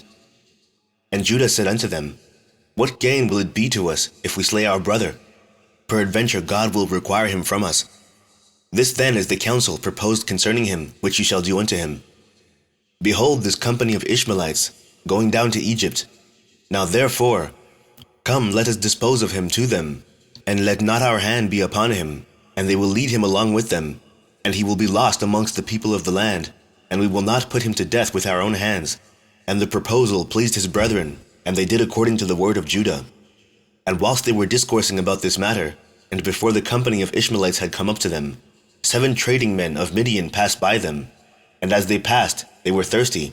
And they lifted up their eyes, and saw the pit in which Joseph was immured. And they looked, and behold, every species of bird was upon him. And these Midianites ran to the pit to drink water, for they thought that it contained water. And on coming before the pit, they heard the voice of Joseph crying and weeping in the pit. And they looked down into the pit, and they saw, and behold, there was a youth of comely appearance and well-favored. And they called unto him and said, Who art thou? And who brought thee hither? And who placed thee in this pit in the wilderness? And they all assisted to raise up Joseph, and they drew him out, and brought him up from the pit, and took him, and went away on their journey, and passed by his brethren. And these said unto them, Why do you do this, to take our servant from us, and to go away? Surely we placed this youth in the pit because he rebelled against us, and you come and bring him up, and lead him away. Now then, give us back our servant. And the Midianites answered and said unto the sons of Jacob, Is this your servant, or does this man attend you? Peradventure you are all his servants, for he is more comely and well-favored than any of you. And why do you all speak falsely unto us? Now therefore we will not listen to your words, nor attend to you. For we found the youth in the pit in the wilderness, and we took him. We will therefore go on. And all the sons of Jacob approached them, and rose up to them, and said unto them, Give us back our servant, and why will you all die by the edge of the sword? And the Midianites cried out against them, and they drew their swords, and approached to fight with the sons of Jacob. And behold, Simeon rose up from his seat against them, and sprang upon the ground, and drew his sword, and approached the Midianites, and he gave a terrible shout before them, so that his shouting was heard at a distance, and the earth shook at Simeon's shouting. And the Midianites were terrified on account of Simeon, and the noise of his shouting, and they fell upon their faces, and were exceedingly alarmed. And Simeon said unto them, Verily, I am Simeon, the son of Jacob the Hebrew, who have, only with my brother, destroyed the city of Shechem, and the cities of the Amorites. So shall God moreover do unto me, that if all your brethren, the people of Midian, and also the kings of Canaan, were to come with you, they could not fight against me. Now therefore, give us back the youth whom you have taken, lest I give your flesh to the birds of the skies, and the beasts of the earth. And the Midianites were more afraid of Simeon, and they approached the sons of Jacob with terror and fright, and with pathetic words, saying, Surely you have said that the young man is your servant, and that he rebelled against you, and therefore you placed him in the pit. What then will you do with a servant who rebels against his master? Now therefore sell him unto us, and we will give you all that you require for him. And the Lord was pleased to do this in order that the sons of Jacob should not slay their brother. And the Midianites saw that Joseph was of a comely appearance and well-favored. They desired him in their hearts, and were urgent to purchase him from his brethren. And the sons of Jacob hearkened to the Midianites, and they sold their brother Joseph to them for 20 pieces of silver. And Reuben their brother was not with them, and the Midianites took Joseph, and continued their journey to Gilead. They were going along the road, and the Midianites repented of what they had done in having purchased the young man. And one said to the other, What is this thing that we have done in taking this youth from the Hebrews, who is of comely appearance and well-favored? Perhaps this youth is stolen from the land of the Hebrews. And why then have we done this thing? And if he should be sought for and found in our hands, we shall die through him. Now surely hardy and powerful men have sold him to us, the strength of one whom you saw this day. Perhaps they stole him from his land with their might and with their powerful arm, and have therefore sold him to us for the small value which we gave unto them. And whilst they were thus discoursing together, they looked, and behold, the company of Ishmaelites which was coming at first, and which the sons of Jacob saw, was advancing toward the Midianites. And the Midianites said to each other, Come, let us sell this youth to the company of Ishmaelites who are coming toward us, and we will take for him the little that we gave for him, and we will be delivered from this evil. And they did so, and they reached the Ishmaelites. And the Midianites sold Joseph to the Ishmaelites for 20 pieces of silver, which they had given for him to his brethren. And the Midianites went on their road to Gilead, and the Ishmaelites took Joseph, and they let him ride upon one of the camels, and they were leading him to Egypt. And Joseph heard that the Ishmaelites were proceeding to Egypt, and Joseph lamented and wept at this thing, that he was to be so far removed from the land of Canaan from his father. And he wept bitterly whilst he was riding upon the camel. And one of their men observed him, and made him go down from the camel, and walk on foot. And notwithstanding this, Joseph continued to cry and weep, and he said, O my father, my father! And one of the Ishmaelites rose up, and smote Joseph upon the cheek, and he still continued to weep. And Joseph was fatigued in the road, and was unable to proceed on account of the bitterness of his soul. And they all smote him and afflicted him in the road, and they terrified him in order that he might cease from weeping. And the Lord saw the ambition of Joseph and his trouble, and the Lord brought down upon those men darkness and confusion, and the hand of every one that smote him became withered. And they said to each other, What is this thing that God has done to us in the road? And they knew not that this befell them on account of Joseph. And the men proceeded on the road, and they passed along the road of Ephrath, where Rachel was buried. And Joseph reached his mother's grave, and Joseph hastened and ran to his mother's grave, and fell upon the grave and wept. And Joseph cried aloud upon his mother's grave, and he said, O my mother, my mother! O thou who didst give me birth, awake now, and rise and see thy son, how he has been sold for a slave, and no one to pity him. O rise and see thy son, weep with me on account of my troubles, and see the heart of my brethren. Arouse, my mother, arouse, awake from thy sleep for me, and direct thy battles against my brethren. O how they have stripped me of my coat, and sold me already twice for a slave, and separated me from my father, and there is no one to pity me. Arouse and lay thy cause against them before God, and see whom God will justify in the judgment, and whom he will condemn. Rise, O my mother, rise, awake from thy sleep, and see my father, how his soul is with me this day, and comfort him, and ease his heart. And Joseph continued to speak these words, and Joseph cried aloud, and wept bitterly upon his mother's grave, and he ceased speaking, and from bitterness of heart he became still as a stone upon the grave. And Joseph heard a voice speaking to him from beneath the ground, which answered him with bitterness of heart, and with a voice of weeping and praying in these words, my son Joseph, I have heard the voice of thy weeping, and the voice of thy lamentation. I have seen thy tears, I know thy troubles, my son. And it grieves me for thy sake, and abundant grief is added to my grief.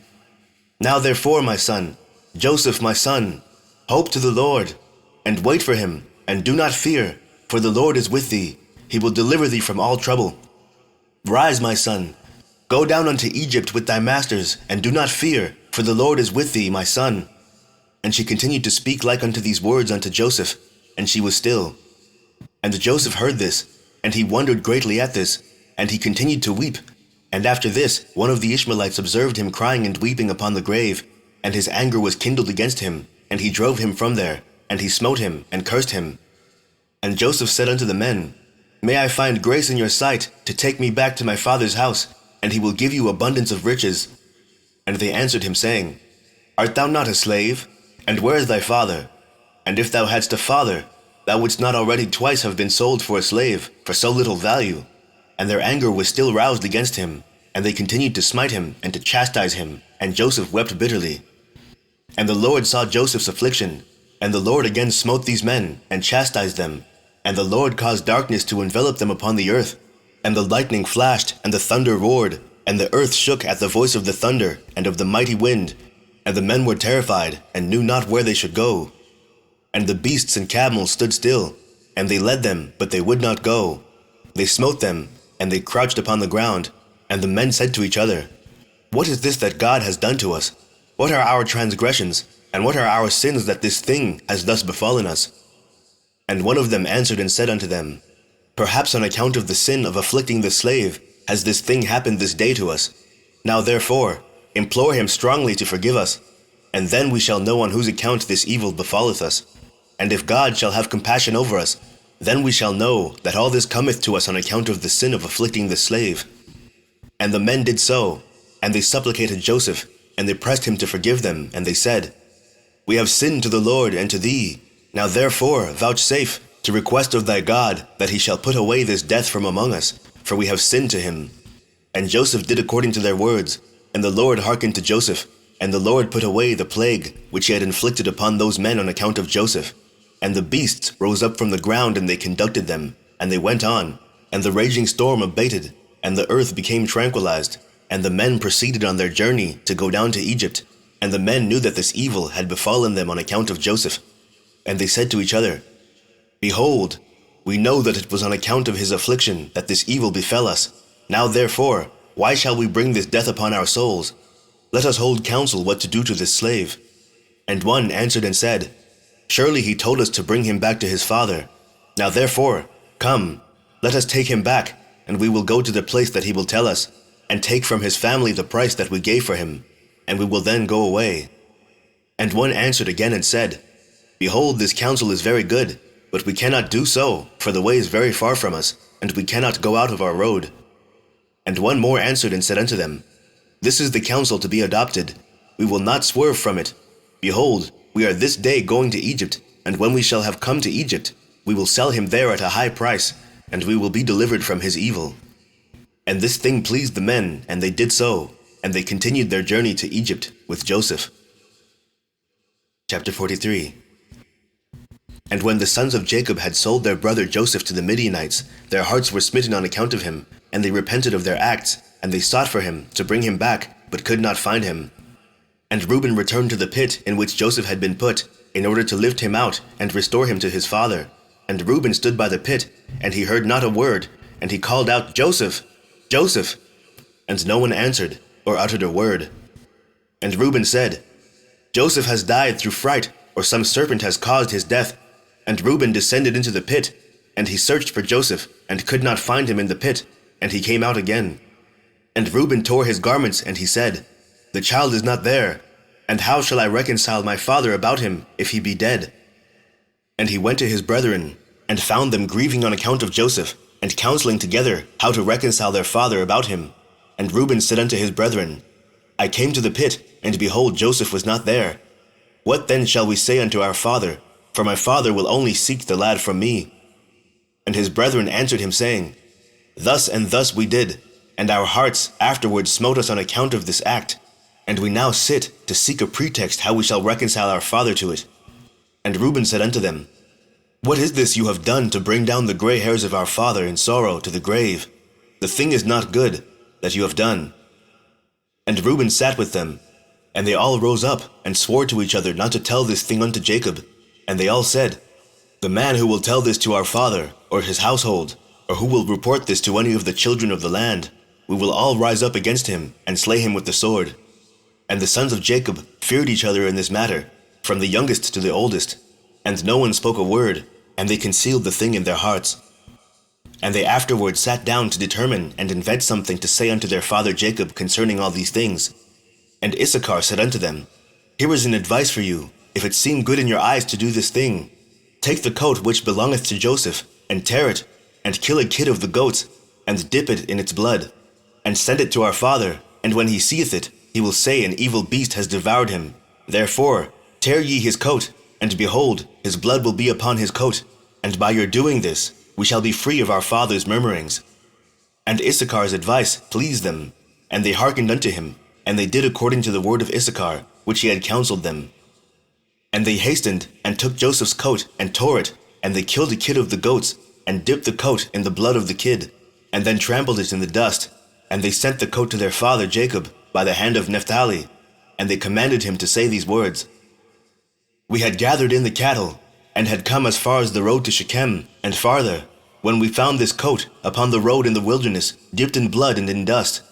Now therefore, know whether it be thy son's coat or not.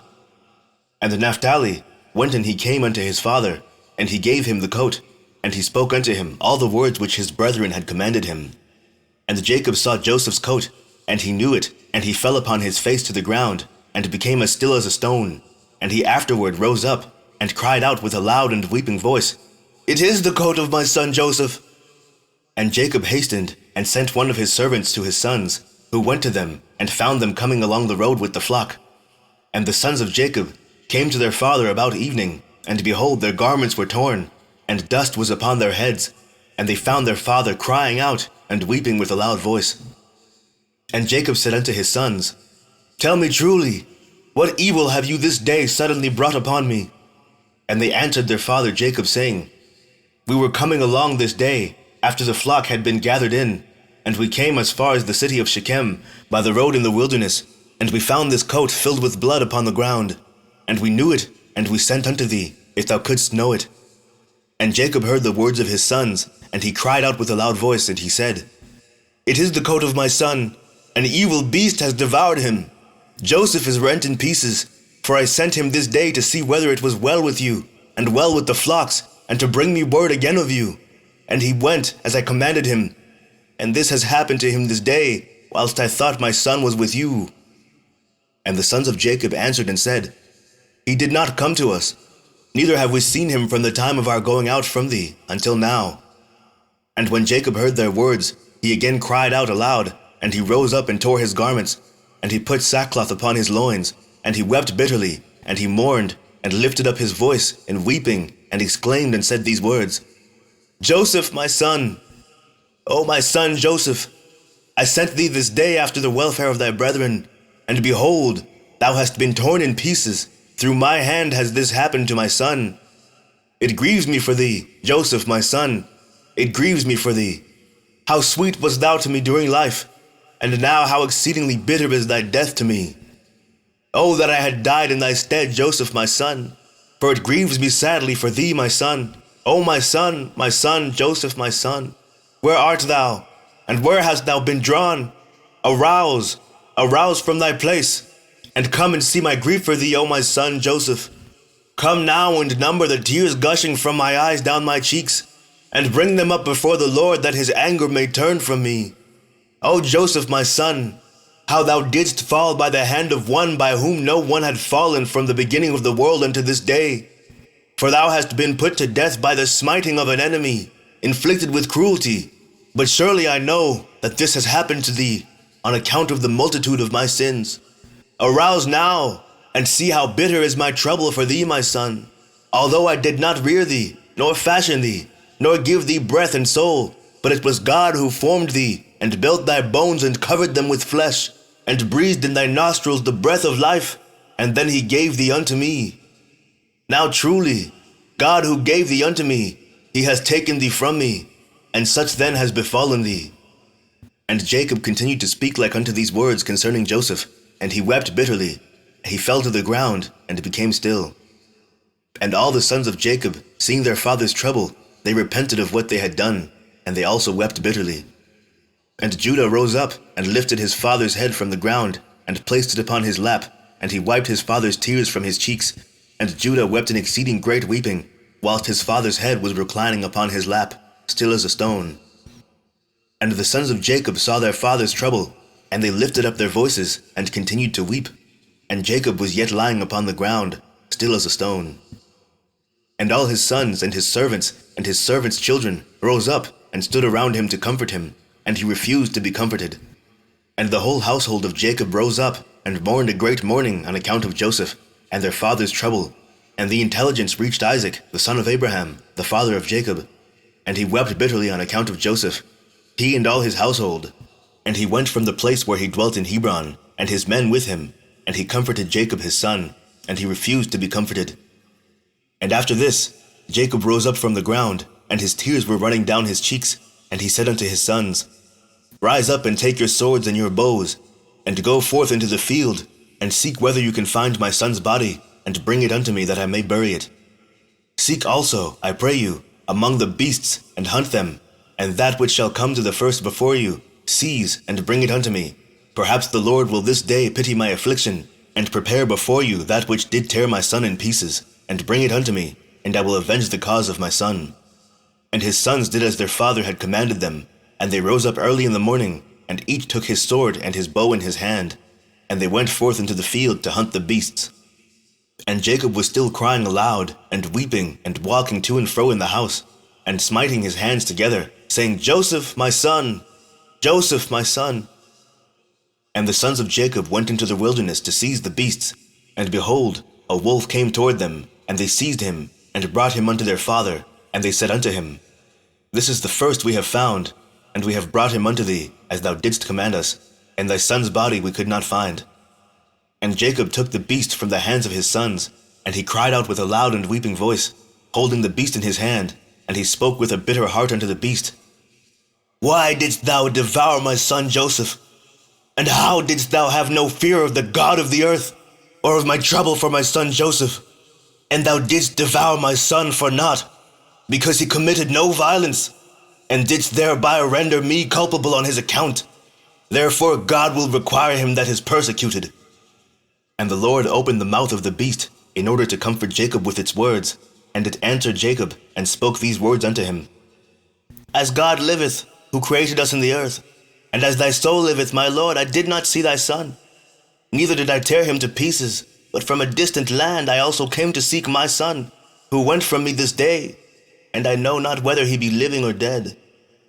And I came this day into the field to seek my son, and your sons found me and seized me, and increased my grief, and have this day brought me before thee, and I have now spoken all my words to thee. And now therefore, O son of man, I am in thy hands, and do unto me this day as it may seem good in thy sight. But by the life of God who created me, I did not see thy son. nor did I tear him to pieces. Neither has the flesh of man entered my mouth all the days of my life." And when Jacob heard the words of the beast, he was greatly astonished, and sent forth the beast from his hand, and she went away. And Jacob was still crying aloud, and weeping for Joseph day after day, and he mourned for his son many days. Chapter 44. And the sons of Ishmael, who had bought Joseph from the Midianites, who had bought him from his brethren, went to Egypt with Joseph, and they came upon the borders of Egypt. And when they came near unto Egypt, they met 4 men of the sons of Midian, the son of Abraham, who had gone forth from the land of Egypt on their journey. And the Ishmaelites said unto them, "Do you desire to purchase this slave from us?" And they said, "Deliver him over to us." And they delivered Joseph over to them. And they beheld him, that he was a very comely youth, and they purchased him for 20 shekels. And the Ishmaelites continued their journey to Egypt. And the Midianim also returned that day to Egypt. And the Midianim said to each other, "Behold, we have heard that Potiphar, an officer of Pharaoh, captain of the guard, seeketh a good servant who shall stand before him to attend him, and to make him overseer over his house and all belonging to him. Now therefore, come, let us sell him to him for what we may desire, if he be able to give unto us that which we shall require for him." And these Midianim went and came to the house of Potiphar, and said unto him, "We have heard that thou seekest a good servant to attend thee. Behold, we have a servant that will please thee, and if thou canst give unto us that which we may desire, and we will sell him unto thee." And Potiphar said, "Bring him before me, and I will see him, and if he please me, I will give unto you that which you may require for him." And the Midianim went and brought Joseph and placed him before Potiphar. And he saw him, and he pleased him exceedingly. And Potiphar said unto them, "Tell me what you require for this youth." And they said, 400 pieces of silver we desire for him. And Potiphar said, "I will give it you if you bring me the record of his sale to you, and will tell me his history, for perhaps he may be stolen. For this youth is neither a slave, nor the son of a slave, but I observe in him the appearance of a goodly and handsome person." And the Midianim went and brought unto him the Ishmaelites who had sold him to them. And they told him, saying, "He is a slave, and we sold him to them." And Potiphar heard the words of the Ishmaelites in giving the silver unto the Midianim. And the Midianim took the silver and went on their journey. And the Ishmaelites also returned home. And Potiphar took Joseph and brought him to his house, that he might serve him. And Joseph found favor in the sight of Potiphar, and he placed confidence in him, and made him overseer over his house. And all that belonged to him he delivered over into his hand. And the Lord was with Joseph, and he became a prosperous man. And the Lord blessed the house of Potiphar for the sake of Joseph. And Potiphar left all that he had in the hand of Joseph, and Joseph was one that caused things to come in and go out. And everything was regulated by his wish in the house of Potiphar. And Joseph was 18 years old, a youth, with beautiful eyes, and of comely appearance, and like unto him was not in the whole land of Egypt. At that time, whilst he was in his master's house, going in and out of the house, and attending his master, Zelicah, his master's wife, lifted up her eyes toward Joseph, and she looked at him, and behold, he was a youth comely and well-favored. And she coveted his beauty in her heart, and her soul was fixed upon Joseph, and she enticed him day after day, and Zelicah persuaded Joseph daily, but Joseph did not lift up his eyes to behold his master's wife. And Zelicah said unto him, "How goodly are thy appearance and form! Truly I have looked at all the slaves, and have not seen so beautiful a slave as thou art." And Joseph said unto her, "Surely he who created me in my mother's womb created all mankind." And she said unto him, "How beautiful are thine eyes, with which thou hast dazzled all the inhabitants of Egypt, men and women." And he said unto her, "How beautiful they are whilst we are alive, but shouldst thou behold them in the grave, surely thou wouldst move away from them." And she said unto him, "How beautiful and pleasing are all thy words! Take now, I pray thee, the harp which is in the house, and play with thy hands, and let us hear thy words." And he said unto her, "How beautiful and pleasing are my words when I speak the praise of my God and his glory." And she said unto him, "How very beautiful is the hair of thy head! Behold the golden comb which is in the house, take it, I pray thee, and curl the hair of thy head." And he said unto her, "How long wilt thou speak these words? Cease to utter these words to me, and rise and attend to thy domestic affairs." And she said unto him, "There is no one in my house, and there is nothing to attend to but to thy words and to thy wish." Yet notwithstanding this, she could not bring Joseph unto her, neither did he place his eye upon her, but directed his eyes below to the ground. And Zelicah desired Joseph in her heart, that he should lie with her. And at the time that Joseph was sitting in the house doing his work, Zelicah came and sat before him, and she enticed him daily with her discourse to lie with her, or ever to look at her, but Joseph would not hearken to her. And she said unto him, If thou wilt not do according to my words, I will chastise thee with the punishment of death, and put an iron yoke upon thee. And Joseph said unto her, Surely God, who created man, looseth the fetters of prisoners, and it is he who will deliver me from thy prison and from thy judgment. And when she could not prevail over him to persuade him, her soul being still fixed upon him, her desire threw her into a grievous sickness. And all the women of Egypt came to visit her, and they said unto her, Why art thou in this declining state? Thou that lackest nothing. Surely thy husband is a great and esteemed prince in the sight of the king. Shouldst thou lack anything of what thy heart desireth? And Zelicah answered them, saying, This day it shall be made known to you, whence this disorder springs in which you see me. And she commanded her maidservants to prepare food for all the women, and she made a banquet for them, and all the women ate in the house of Zelicah. And she gave them knives to peel the citrons to eat them, and she commanded that they should dress Joseph in costly garments, and that he should appear before them. And Joseph came before their eyes, and all the women looked on Joseph, and could not take their eyes from off him. And they all cut their hands with the knives that they had in their hands, and all the citrons that were in their hands were filled with blood. And they knew not what they had done, but they continued to look at the beauty of Joseph, and they did not turn their eyelids from him. And Zelicah saw what they had done, and she said unto them, What is this work that you have done? Behold, I gave you citrons to eat, and you have all cut your hands. And all the women saw their hands, and behold, they were full of blood, and their blood flowed down upon their garments. And they said unto her, This slave in your house has overcome us, and we could not turn our eyelids from him on account of his beauty. And she said unto them, Surely this happened to you in the moment that you looked at him, and you could not contain yourselves from him. How then can I refrain when he is constantly in my house, and I see him day after day going in and out of my house? How then can I keep from declining, or even from perishing on account of this? And they said unto her, The words are true, for who can see this beautiful form in the house and refrain from him? And is he not thy slave and attendant in thy house? And why dost thou not tell him that which is in thy heart, and sufferest thy soul to perish through this matter? And she said unto them, I am daily endeavoring to persuade him, and he will not consent to my wishes. And I promised him everything that is good, and yet I could meet with no return from him. I am therefore in a declining state, as you see.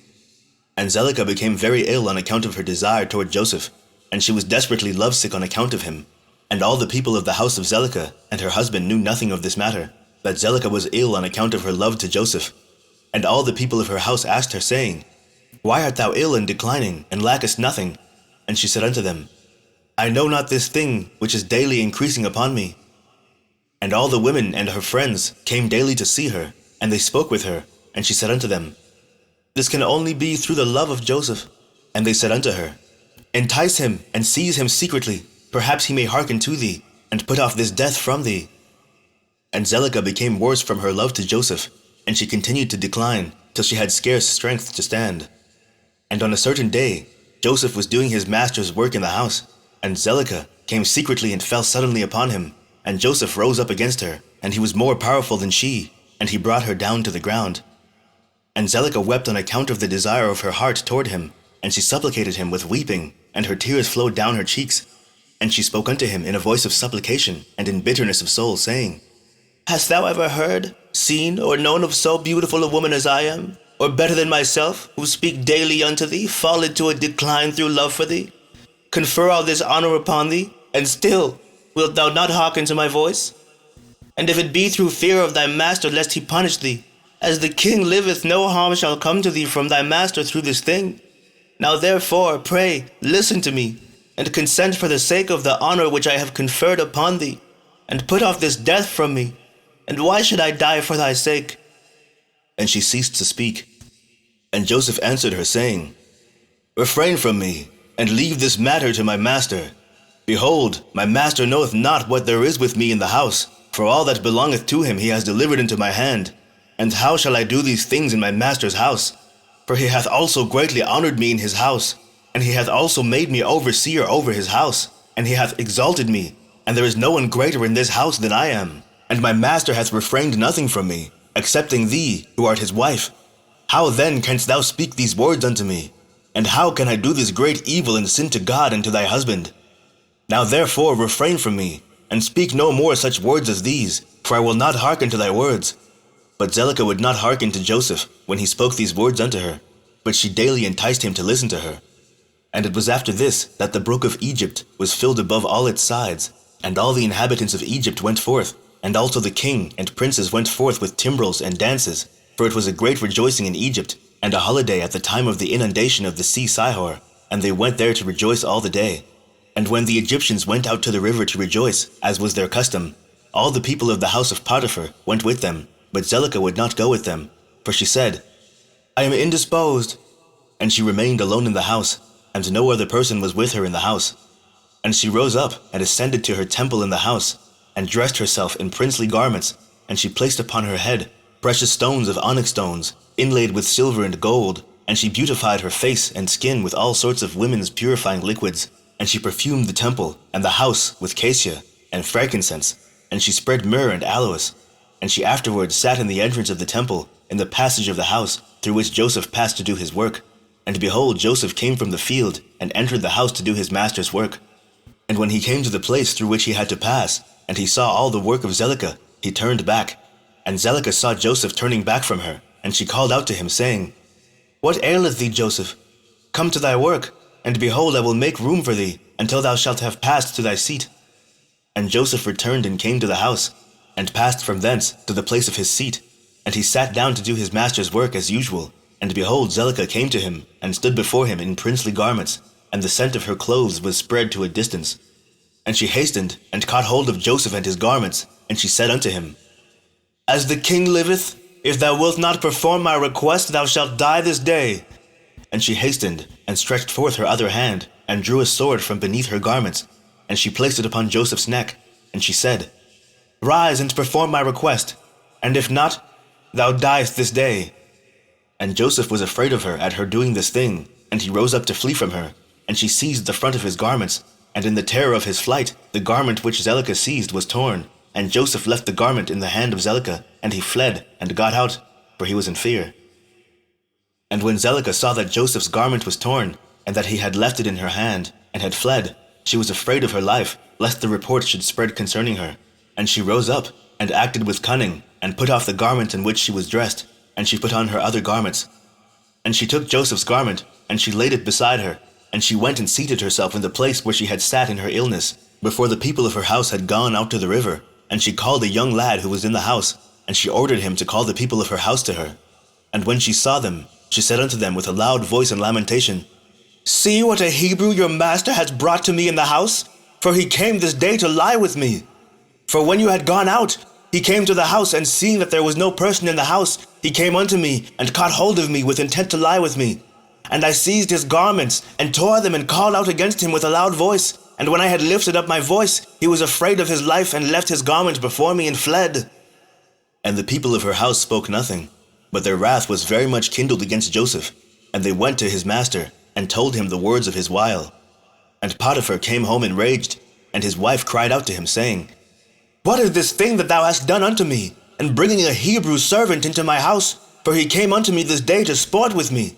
Thus did he do unto me this day. And Potiphar heard the words of his wife, and he ordered Joseph to be punished with severe stripes, and they did so to him. And whilst they were smiting him, Joseph called out with a loud voice, and he lifted up his eyes to heaven, and he said, O Lord God, thou knowest that I am innocent of all these things, and why shall I die this day through falsehood, by the hand of these uncircumcised wicked men whom thou knowest? And whilst Potiphar's men were beating Joseph, he continued to cry out and weep, and there was a child there 11 months old.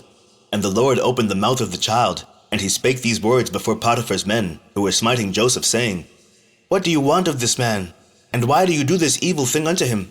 My mother speaketh falsely, and uttereth lies. Thus was the transaction.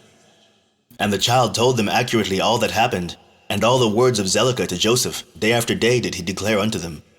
And all the men heard the words of the child, and they wondered greatly at the child's words, and the child ceased to speak, and became still. And Potiphar was very much ashamed at the words of his son, and he commanded his men not to beat Joseph any more, and the men ceased beating Joseph.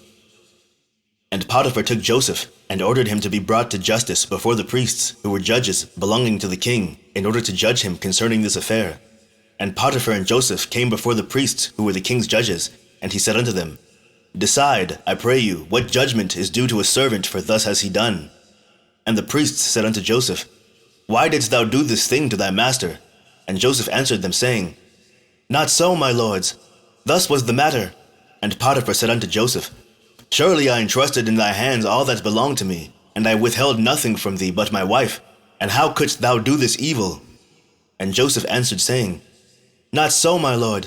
As the Lord liveth, and as thy soul liveth, my lord, the word which thou didst hear from thy wife is untrue, for thus was the affair this day. A year has elapsed to me since I have been in thy house. Hast thou seen any iniquity in me, or anything which might cause thee to demand my life? And the priest said unto Potiphar, Send, we pray thee, and let them bring before us Joseph's torn garment, and let us see the tear in it. And if it shall be that the tear is in the front of the garment, then his face must have been opposite to her, and she must have caught hold of him to come to her. And with deceit did thy wife do all that she has spoken. And they brought Joseph's garment before the priests, who were judges. And they saw, and behold, the tear was in the front of Joseph. And all the judging priests knew that she had pressed him. And they said, The judgment of death is not due to this slave, for he has done nothing.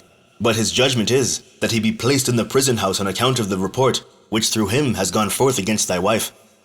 And Potiphar heard their words, and he placed him in the prison house, the place where the king's prisoners are confined. And Joseph was in the house of confinement 12 years. And notwithstanding this, his master's wife did not turn from him, and she did not cease from speaking to him, day after day, to hearken to her. And at the end of 3 months, Zelicah continued going to Joseph to the house of confinement day by day, and she enticed him to hearken to her. And Zelicah said unto Joseph, How long wilt thou remain in this house? But hearken now to my voice, and I will bring thee out of this house. And Joseph answered her, saying, It is better for me to remain in this house than to hearken to thy words, to sin against God. And she said unto him, If thou wilt not perform my wish, I will pluck out thine eyes, add fetters to thy feet, and will deliver thee into the hands of them whom thou didst not know before. And Joseph answered her and said, Behold, the God of the whole earth is able to deliver me from all that thou canst do unto me. For he openeth the eyes of the blind, and looseth them that are bound, and preserveth all strangers who are unacquainted with the land. And when Zelicah was unable to persuade Joseph to hearken to her, she left off going to entice him. And Joseph was still confined in the house of confinement. And Jacob the father of Joseph, and all his brethren who were in the land of Canaan, still mourned and wept in those days on account of Joseph. For Jacob refused to be comforted for his son Joseph. And Jacob cried aloud, and wept and mourned all those days. Chapter 45. And it was at that time, in that year, which is the year of Joseph's going down to Egypt, after his brothers had sold him, that Reuben, the son of Jacob, went to Timnah, and took unto him for a wife Eliaram, the daughter of Avi, the Canaanite, and he came to her. And Eliaram, the wife of Reuben, conceived and bare him Hanok, Palu, Ketzron, and Carmi, 4 sons. And Simeon his brother took his sister Dinah for a wife, and she bare unto him Memuel, Yamin, Ohad, Jachin, and Zochar, 5 sons. And he afterward came to Bunah, the Canaanitish woman, the same as Bunah, whom Simeon took captive from the city of Shechem. And Bunah was before Dinah, and attended upon her, and Simeon came to her, and she bare unto him Saul. And Judah went at that time to Adullam, and he came to a man of Adullam, and his name was Hira. And Judah saw there the daughter of a man from Canaan, and her name was Eliath, the daughter of Shua. And he took her, and came to her. And Eliath bare unto Judah Onan, and Shiloh, 3 sons. And Levi and Issachar went to the land of the east, and they took unto themselves for wives the daughters of Jobab, the son of Yoktan, the son of Eber. And Jobab, the son of Yoktan, had 2 daughters. The name of the elder was Adinah, and the name of the younger was Arida. And Levi took Adinah, and Issachar took Arida. And they came to the land of Canaan, to their father's house. And Adinah bare unto Levi Gershon, Kehath, and Merari, 3 sons. And Arida bare unto Issachar Tola, Puvah, Job, and Shamron, 4 sons. And Dan went to the land of Moab, and took for a wife Aphleleth, the daughter of Chamudan the Moabite. And he brought her to the land of Canaan. And Aphleleth was barren, she had no offspring. And God afterward remembered Aphleleth, the wife of Dan, and she conceived and bare a son. And she called his name Cushim. And Gad and Naphtali went to Haran, and took from thence the daughters of Amram, the son of Uz, the son of Nahor, for wives. And these are the names of the daughters of Amram. The name of the elder was Merimah, and the name of the younger was Uzith. And Naphtali took Merimah, and Gad took Uzith, and brought them to the land of Canaan, to their father's house. And Merimah bare unto Naphtali Yakziel, Guni, Jasher, and Shalem, 4 sons. And Uzith bare unto Gad Zephion, Shagai, Shunai, Esbon, Eri, Aradi, and Arali, 7 sons. And Asher went forth, and took Adon the daughter of Aphlal, the son of Hadad, the son of Ishmael, for a wife, and he brought her to the land of Canaan. And Adon the wife of Asher died in those days. She had no offspring. And it was after the death of Adon that Asher went to the other side of the river, and took for a wife Hadurah, the daughter of Abimael, the son of Eber, the son of Shem. And the young woman was of a comely appearance, and a woman of sense, and she had been the wife of Malchiel, the son of Elam, the son of Shem. And Hadurah bare a daughter unto Malchiel, and he called her name Sirach. And Malchiel died after this, and Hadurah went and remained in her father's house. And after the death of the wife at Asher, he went and took Hadurah for a wife, and brought her to the land of Canaan. And Sirach, her daughter, he also brought with them. And she was 3 years old, and the damsel was brought up in Jacob's house. And the damsel was of a comely appearance, and she went in the sanctified ways of the children of Jacob. She lacked nothing. And the Lord gave her wisdom and understanding. And Hadurah, the wife of Asher, conceived and bare unto him Yimnah, Yishva, Yishvi, and Beriah, 4 sons.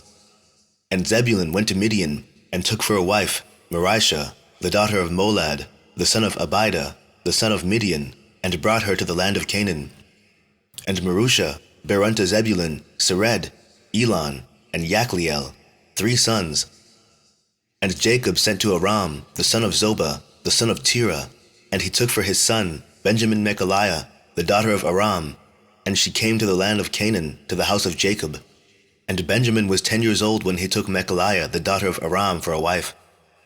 And Mechaliah conceived and bare unto Benjamin Bela, Basher, Ashbel, Gera, and Naaman, 5 sons.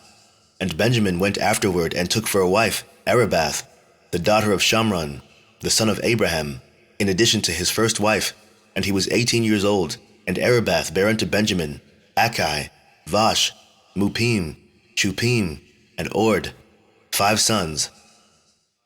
And in those days Judah went to the house of Shem, and took Tamar, the daughter of Elam, the son of Shem, for a wife for his firstborn, And came to his wife Tamar, and she became his wife. And when he came to her, he outwardly destroyed his seed, and his work was evil in the sight of the Lord, and the Lord slew him. And it was after the death of Judah's firstborn, that Judah said unto Onan, Go to thy brother's wife, and marry her as the next of kin, and raise up seed to thy brother. And Onan took Tamar for a wife, and he came to her. And Onan also did like unto the work of his brother, and his work was evil in the sight of the Lord, and he slew him also. And when Onan died, Judah said unto Tamar, Remain in thy father's house, until my son Shiloh shall have grown up. And Judah did no more delight in Tamar, to give her unto Shiloh, for he said, Peradventure he will also die like his brothers. And Tamar rose up, and went and remained in her father's house, and Tamar was in her father's house for some time. And at the revolution of the year, Eliath, the wife of Judah, died, and Judah was comforted for his wife. And after the death of Eliath, Judah went up with his friend Hira to Timnah to shear their sheep. And Tamar heard that Judah had gone up to Timnah to shear the sheep, and that Shiloh was grown up, and Judah did not delight in her. And Tamar rose up, and put off the garments of her widowhood, and she put a veil upon her, and she entirely covered herself. And she went and sat in the public thoroughfare, which is upon the road to Timnah. And Judah passed, and saw her, and took her, and he came to her, and she conceived by him. And at the time of being delivered, behold, there were twins in her womb. And he called the name of the first Perez, and the name of the second Zara. Chapter 46. In those days, Joseph was still confined in the prison house in the land of Egypt. At that time, the attendants of Pharaoh were standing before him, the chief of the butlers, and the chief of the bakers, which belonged to the king of Egypt. And the butler took wine, and placed it before the king to drink, and the baker placed bread before the king to eat. And the king drank of the wine, and ate of the bread, he and his servants and ministers that ate at the king's table. And whilst they were eating and drinking, the butler and the baker remained there. And Pharaoh's ministers found many flies in the wine, which the butler had brought, and stones of nitre were found in the baker's bread. And the captain of the guard placed Joseph as an attendant on Pharaoh's officers, and Pharaoh's officers were in confinement 1 year. And at the end of the year, they both dreamed dreams in one night, in the place of confinement where they were. And in the morning Joseph came to them to attend upon them as usual, and he saw them, and behold, their countenances were dejected and sad.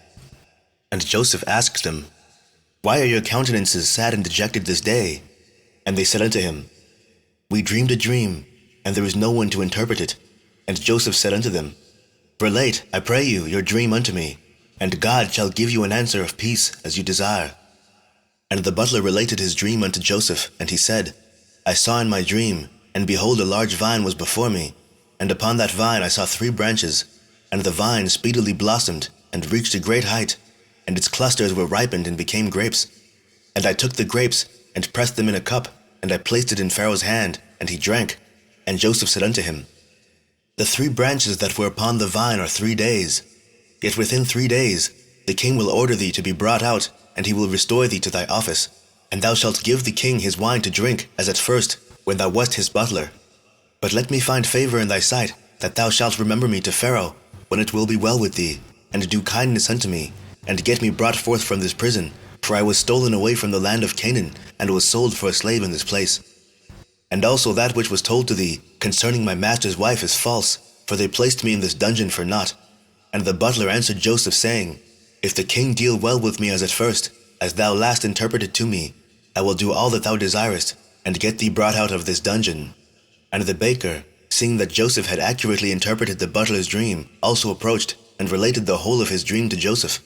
And he said unto him, In my dream I saw, and behold, 3 white baskets upon my head.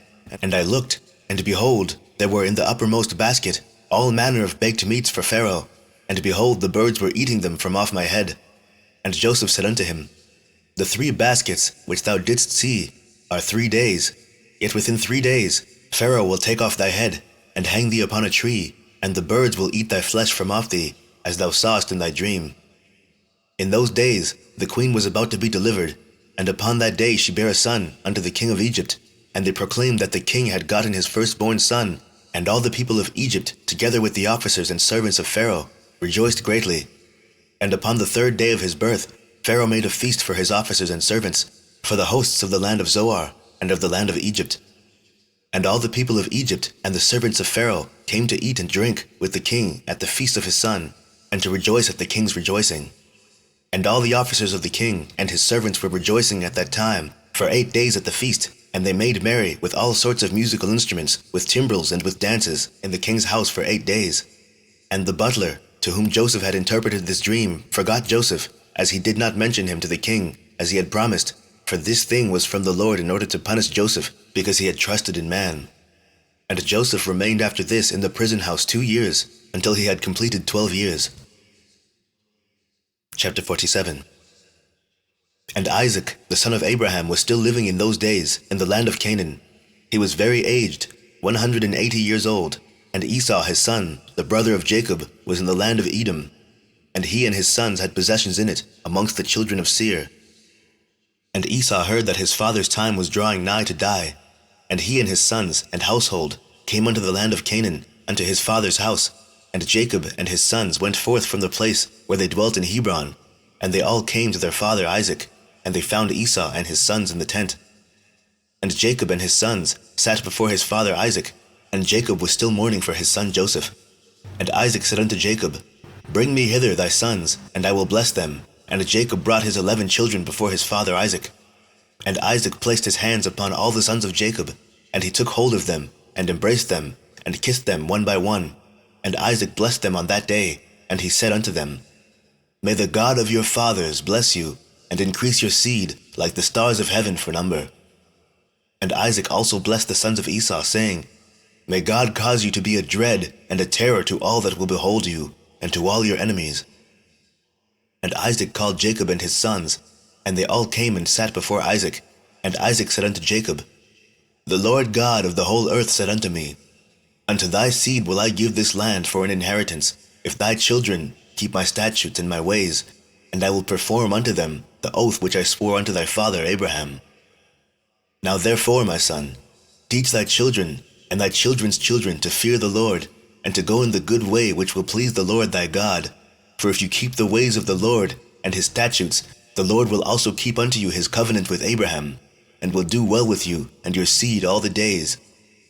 And when Isaac had finished commanding Jacob and his children, he gave up the ghost and died, and was gathered unto his people. And Jacob and Esau fell upon the face of their father Isaac, and they wept. And Isaac was 180 years old when he died in the land of Canaan, in Hebron.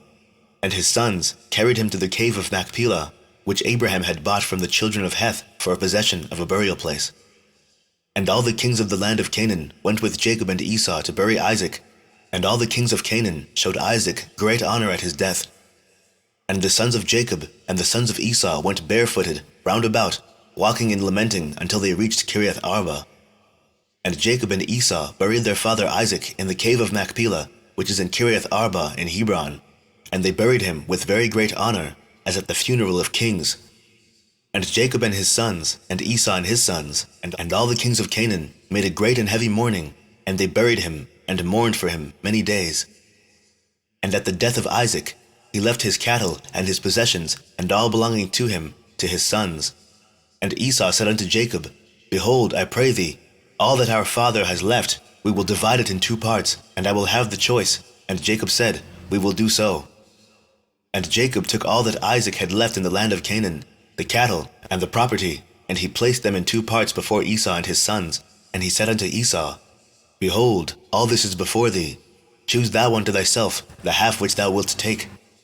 And Jacob said unto Esau, Hear thou, I pray thee, what I will speak unto thee, saying, The Lord God of heaven and earth spoke unto our fathers Abraham and Isaac, saying, Unto thy seed will I give this land for an inheritance forever. Now therefore, all that our father has left is before thee, and behold, all the land is before thee. Choose thou from them what thou desirest. If thou desirest the whole land, take it for thee and thy children forever, and I will take this riches. And if thou desirest the riches, take it unto thee, and I will take this land for me and for my children, to inherit it forever. And Nebaioth, the son of Ishmael, was then in the land with his children, and Esau went on that day, and consulted with him, saying, Thus has Jacob spoken unto me, and thus has he answered me. Now give thy advice, and we will hear. And Nebaioth said, What is this that Jacob hath spoken unto thee? Behold, all the children of Canaan are dwelling securely in their land, and Jacob saith he will inherit it with his seed all the days. Go now, therefore, and take all thy father's riches, and leave Jacob thy brother in the land, as he hath spoken. And Esau rose up, and returned to Jacob, and did all that Nebaioth the son of Ishmael had advised. And Esau took all the riches that Isaac had left, the souls, the beasts, the cattle and the property, and all the riches. He gave nothing to his brother Jacob. And Jacob took all the land of Canaan, from the brook of Egypt unto the river Euphrates, and he took it for an everlasting possession, and for his children, and for his seed after him forever. Jacob also took from his brother Esau the cave of Machpelah, which is in Hebron, which Abraham had bought from Ephron, for a possession of a burial place, for him and his seed forever.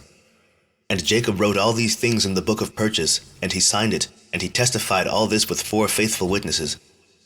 And these are the words which Jacob wrote in the book, saying, The land of Canaan, and all the cities of the Hittites, the Hivites, the Jebusites, the Amorites, the Perizzites, the Girgashites, all the 7 nations from the river of Egypt unto the river Euphrates, and the city of Hebron, Kiriath Arba, and the cave which is in it, the whole did Jacob buy from his brother Esau for value, for a possession and for an inheritance for his seed after him forever.